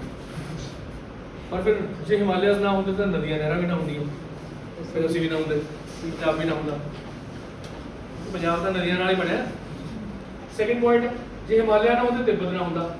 ਹੁਣ ਤਿੱਬਤ ਇੱਕ ਇਦਾਂ ਦੀ ਜਗ੍ਹਾ ਹੈ ਜਿਹਦੇ ਕਰਕੇ ਇੰਡੀਆ 'ਚ ਮੌਨਸੂਨ ਆਉਂਦੇ ਨੇ। ਮੌਨਸੂਨ ਆਉਂਦੇ ਜੀ, ਮੌਨਸੂਨ ਮੀਂਹ ਪੈਂਦਾ, ਮੀਂਹ ਨਹੀਂ ਪੈਣਾ ਸੀ ਪੂਰੇ ਇੰਡੀਆ 'ਚ। ਫਿਰ ਜੇ ਮੀਂਹ ਨਾ ਪੈਂਦਾ ਤਾਂ ਖੇਤੀ ਕਿੱਥੋਂ ਹੁੰਦੀ? ਇੰਡੀਆ 'ਚ ਲੋਕ ਰਹਿੰਦੇ ਕਿਵੇਂ? ਫਿਰ ਤਾਂ ਇੰਡੀਆ ਦਾ ਹਾਲ ਵੀ ਹੋਣਾ ਸੀਗਾ, ਰਸ਼ੀਆ ਵਾਲਾ ਜਾਂ ਅੰਟਾਰਕਟਿਕਾ ਵਾਲਾ। ਨੈਕਸਟ ਪੁਆਇੰਟ, ਹਿਮਾਲਿਆਸ ਖੜੇ ਨੇ ਜਿੱਥੇ ਸਾਈਡਾਂ ਤੋਂ ਹਵਾਵਾਂ ਆਉਂਦੀਆਂ ਨੇ, ਹੁਣ ਕਹਿੰਦੇ ਨੇ ਸਬ ਟ੍ਰੋਪੀਕਲ ਵੈਸਟਰਲੀ ਜੈਟ ਸਟ੍ਰੀਮਸ। ਇਹ ਖਾਸ ਤਰ੍ਹਾਂ ਦੀਆਂ ਹਵਾਵਾਂ ਨੇ, ਹਿਮਾਲਿਆਸ ਦੇ ਵਿੱਚ ਆ ਕੇ ਵੱਜਦੀਆਂ ਨੇ। ਇੱਦਾਂ ਦੋ ਹਿੱਸੇ ਹੋਏ ਨੇ, ਇਹਦੇ ਬਾਰੇ ਬਾਅਦ 'ਚ ਪੜਾਂਗੇ। ਇਸ ਤੋਂ ਇਲਾਵਾ ਕਈ ਸਾਰੀ ਰਿਵਰਸ ਨੇ। ਜੇ ਆਪਾਂ ਐਂਟੀਸੀਨੇਟ ਰਿਵਰਸ ਨੂੰ ਛੱਡ ਦਈਏ, ਕਿਉਂਕਿ ਤਾਂ ਹਿਮਾਲਿਆਸ ਤੋਂ ਵੀ ਪਹਿਲਾਂ ਦੀਆਂ ਨੇ, ਪਰ ਹਿਮਾਲਿਆਸ ਦੇ ਨਾਲ ਕਈ ਸਾਰੀ ਰਿਵਰਸ ਜਿਹੜੀਆਂ ਅਬਿਆਸ, ਰਾਵੀ, ਚਨਾ, ਜੇਲਮ, ਇਹ ਸਭ ਨਦੀਆਂ ਤਾਂ ਹੁਣ ਬਣੀਆਂ ਨਾ ਹਿਮਾਲਿਆਸ ਤੋਂ ਬਾਅਦ। ਹੋਰ ਕੀ ਹੈ ਜੀ, ਹਿਮਾਲਿਆਸ ਬਹੁਤ ਤਰ੍ਹਾਂ ਦੀ ਫੋਰੈਸਟ ਵੈਲਥ ਪਾਈ ਜਾਂਦੀ ਹੈ, ਕਿੰਨੇ ਤਰ੍ਹਾਂ ਦੀ ਜੜੀ ਬੂਟੀਆਂ, ਪੇੜ ਪੌਦੇ, ਟਿੰਬਰ ਕਿੰਨਾ ਹਿਮਾਲਿਆ ਵਿੱਚ ਕਿੰਨੇ ਉਹ ਨੇ, ਆਪਣਾ ਕੀ ਭਲਾ ਲੱਕੜ ਕਿੰਨੀ ਹੈ, ਦੇਖੋ ਮਿਨਰਲਸ ਕਿੰਨੇ ਨੇ। ਸਭ ਤੋਂ ਵਧੀਆ ਕੁਆਲਿਟੀ ਦਾ ਕੋਲਾ ਹੁੰਦਾ ਐਂਥਰਾਸਾਈਟ, ਜਿਹੜਾ ਆਪਾਂ ਨਾਰਮਲ ਕੋਲਾ ਯੂਜ਼ ਕਰਦੇ ਆ ਨਾ ਆਪਣੇ ਇੱਥੇ ਜਿਹੜਾ ਹੁੰਦਾ ਉਹ ਬਿਟੂਮਿਨਸ ਹੁੰਦਾ, ਬਿਟੂਮਿਨਸ ਅਤੇ ਪੀਟ, ਪਰ ਇਹ ਘਟੀਆ ਕੁਆਲਿਟੀ ਦੇ ਕੋਲੇ ਨੇ। ਸਭ ਤੋਂ ਵਧੀਆ ਕੁਆਲਿਟੀ ਦਾ ਕੋਲਾ ਕਿਹੜਾ ਹੁੰਦਾ? ਇਹ ਸਿਰਫ ਹਿਮਾਲਿਆਸ ਮਿਲਦਾ। ਹਿਮਾਲਿਆ ਜਦੋਂ ਬੜੇ ਹੋਣੇ ਨੀਚੇ ਕੋਲਾ ਬਣ ਗਿਆ ਹੋਣਾ ਉਹਦੇ, ਪਰ ਹਿਮਾਲਿਆ ਤੁਹਾਨੂੰ ਪਤਾ ਵੀ ਰੇਡੀਓ ਉੱਚੇ ਉੱਚੇ ਪਹਾੜ ਨੇ, ਉੱਥੋਂ ਦੀ ਕੋਲਾ ਕੱਢ ਕੇ ਲੈ ਕੇ ਆਉਣਾ ਪੋਸੀਬਲ ਸੰਭਵ ਤਾਂ ਹੈ ਨਹੀਂ, ਇਸ ਕਰਕੇ ਉਹਨੂੰ ਕੱਢਣਾ ਮੁਸ਼ਕਲ। ਹੋਰ ਤੁਹਾਨੂੰ ਨਿਕਲ ਮਿਲੂ, ਕਾਪਰ ਮਿਲੂ, ਲੈਡ ਮਿਲੂ, ਜ਼ਿੰਕ ਮਿਲੂ, ਗੋਲਡ ਮਿਲੂ, ਐਵਰੀਥਿੰਗ, ਸੋ ਮੈਨੀ ਥਿੰਗਸ, ਪਰ ਗੱਲ ਇਹ ਹੈ ਇਹਨੂੰ ਕੱਢਣਾ ਮੁਸ਼ਕਲ। ਹੁਣ ਹਿਮਾਲਿਆ ਕੁਐਸਚਨ ਹੈ, ਕਹਿੰਦਾ ਦੱਸੋ ਜੇ ਤੁਸੀਂ ਹਿਮਾਲਿਆਸ ਦੇ ਵਿੱਚੋਂ ਜਾਓਗੇ ਤਾਂ ਤੁਹਾਨੂੰ ਕੀ ਚੀਜ਼ ਮਿਲੂਗੀ ਦੇਖਣ ਨੂੰ? ਕਿ ਤੁਹਾਨੂੰ ਡੀਪ ਗੋਰਜਸ ਮਿਲਣਗੇ। ਹੁਣ ਤੁਹਾਨੂੰ ਨਹੀਂ ਪਤਾ ਹੋਣਾ ਗੋਰਜ ਦਾ ਮਤਲਬ, ਗੋਰਜ ਦਾ ਮਤਲਬ ਹੁੰਦਾ ਉੱਚੀਆਂ ਉੱਚੀਆਂ, ਤਿੱਖੀਆਂ ਤਿੱਖੀਆਂ ਘਾਟੀਆਂ। ਹਿਮਾਲਿਆ ਜਿਹੜੇ ਉੱਚੇ ਨੇ, ਘਾਟੀਆਂ ਹੈਗੀਆਂ ਨਾ ਬਹੁਤ ਡੂੰਘੀਆਂ ਡੂੰਘੀਆਂ।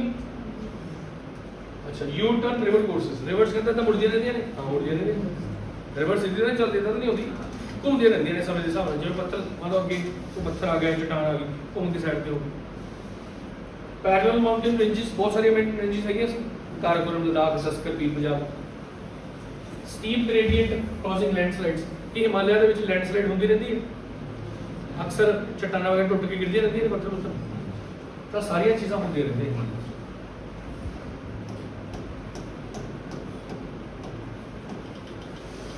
ਹੁਣ ਆਪਾਂ ਟ੍ਰਾਂਸ ਹਿਮਾਲਿਆਸ ਤੇ ਚੱਲਦੇ ਹਾਂ। ਹਿਮਾਲਿਆਸ ਤੋਂ ਉੱਪਰਲੇ ਪਾਸੇ ਵੀ ਹਿਮਾਲਿਆਸ ਹੈਗੇ ਸੀਗੇ ਤਿੰਨ, ਕਾਰਾਕੋਰਮ, ਲਦਾਖ ਤੇ ਜ਼ਸਕਰ। ਤੁਸੀਂ ਦੇਖੋ ਹੁਣ ਦਿਨ ਆਪਣੇ ਇੰਡੀਆ 'ਚ ਪੈਂਦੇ ਨੇ ਤੇ ਕੈਲਾਸ਼ ਤਿੱਬਤ 'ਚ ਪੈਂਦੀ ਹੈ। इस करके तुसीं इहनूं भी काउंट कर सकते हो। कैलाश बहुत इंपॉर्टेंट है, एक तो हिंदू धर्म का एक बहुत महत्वपूर्ण तीर्थ स्थान है ना, कैलाश मानसरोवर लोग जाते भी उत्थे। इस तो बहुत महत्वपूर्ण नदियां, तीन बहुत इंपॉर्टेंट नदियां निकलदियां ने, एक तो साडी सिंधु नदी हो गई, इंडस, सतलुज ਅਤੇ ब्रह्मपुत्र, ਜਿਹੜੀਆਂ ਸਭ ਤੋਂ ਵੱਡੀਆਂ ਨਦੀਆਂ ਨੇ ਸਾਡੇ ਇਲਾਕੇ ਦੀਆਂ। ठीक है जी। नैक्सट इन्हों की एवरेज एलिवेशन कितनी है, 3000 मीटर। जो तुम काराकोरम जाओगे सब तो उच्ची चोटी केड़ी है, गॉडविन ऑस्टिन, और ये तो हम पीओके पैंती है। गैशर ब्रह्म एक ग्लेशियर है। फिर लद्दाख के नागापोशी, कैलाश के कैलाश खुद, जस्कर के नागा पर्वत, नागा पर्वत जिथे हिमालय शुरू होता है।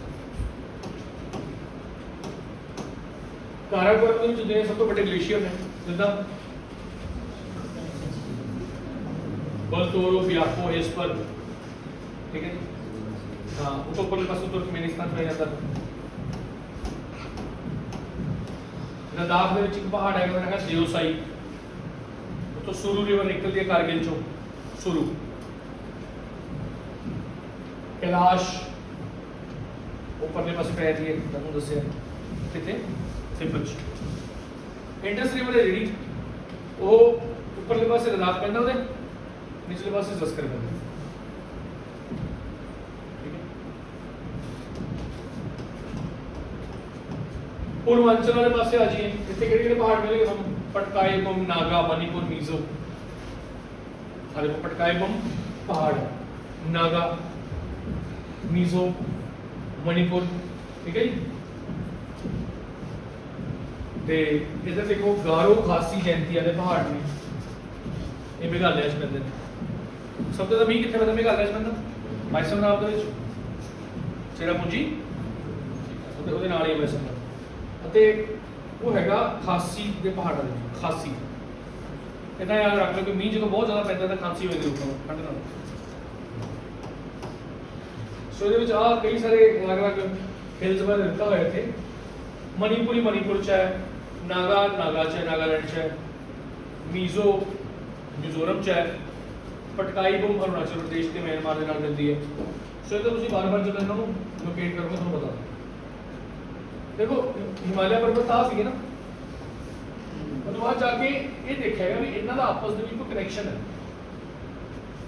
पूर्वांचल है, नीचे अराकनयोमा कहते हैं, कहते अंडमान निकोबार तक आ जी चेन है ये चलती, उस तो बाद जाके समुद्र के हो जाती है, और पहाड़ उत्थे तक नहीं। हिमालय की एक्सटेंशन कितने तक है, अंडमान निकोबार तक तो देखने को मिले। सो अज आप की पढ़ लिया जी, माउंटेन्स पढ़ लिया, अज बस इतना बहुत है, क्योंकि फिर की होगा थोड़ा ज़्यादा समझ भी नहीं आऊगा जब आप है ना, हैक्टिक हो जाऊगा। कल असीं पढ़ांगे नॉर्दर्न प्लेन्स, मैदानी इलाके, उस तो बाद असीं पढ़ांगे पेनिनसुलर प्लेट्यू जिहदे अपने सारा इंडिया का नीचे वाला तिकोना हिस्सा आ गया, और कोस्टल प्लेन्स। Thank you.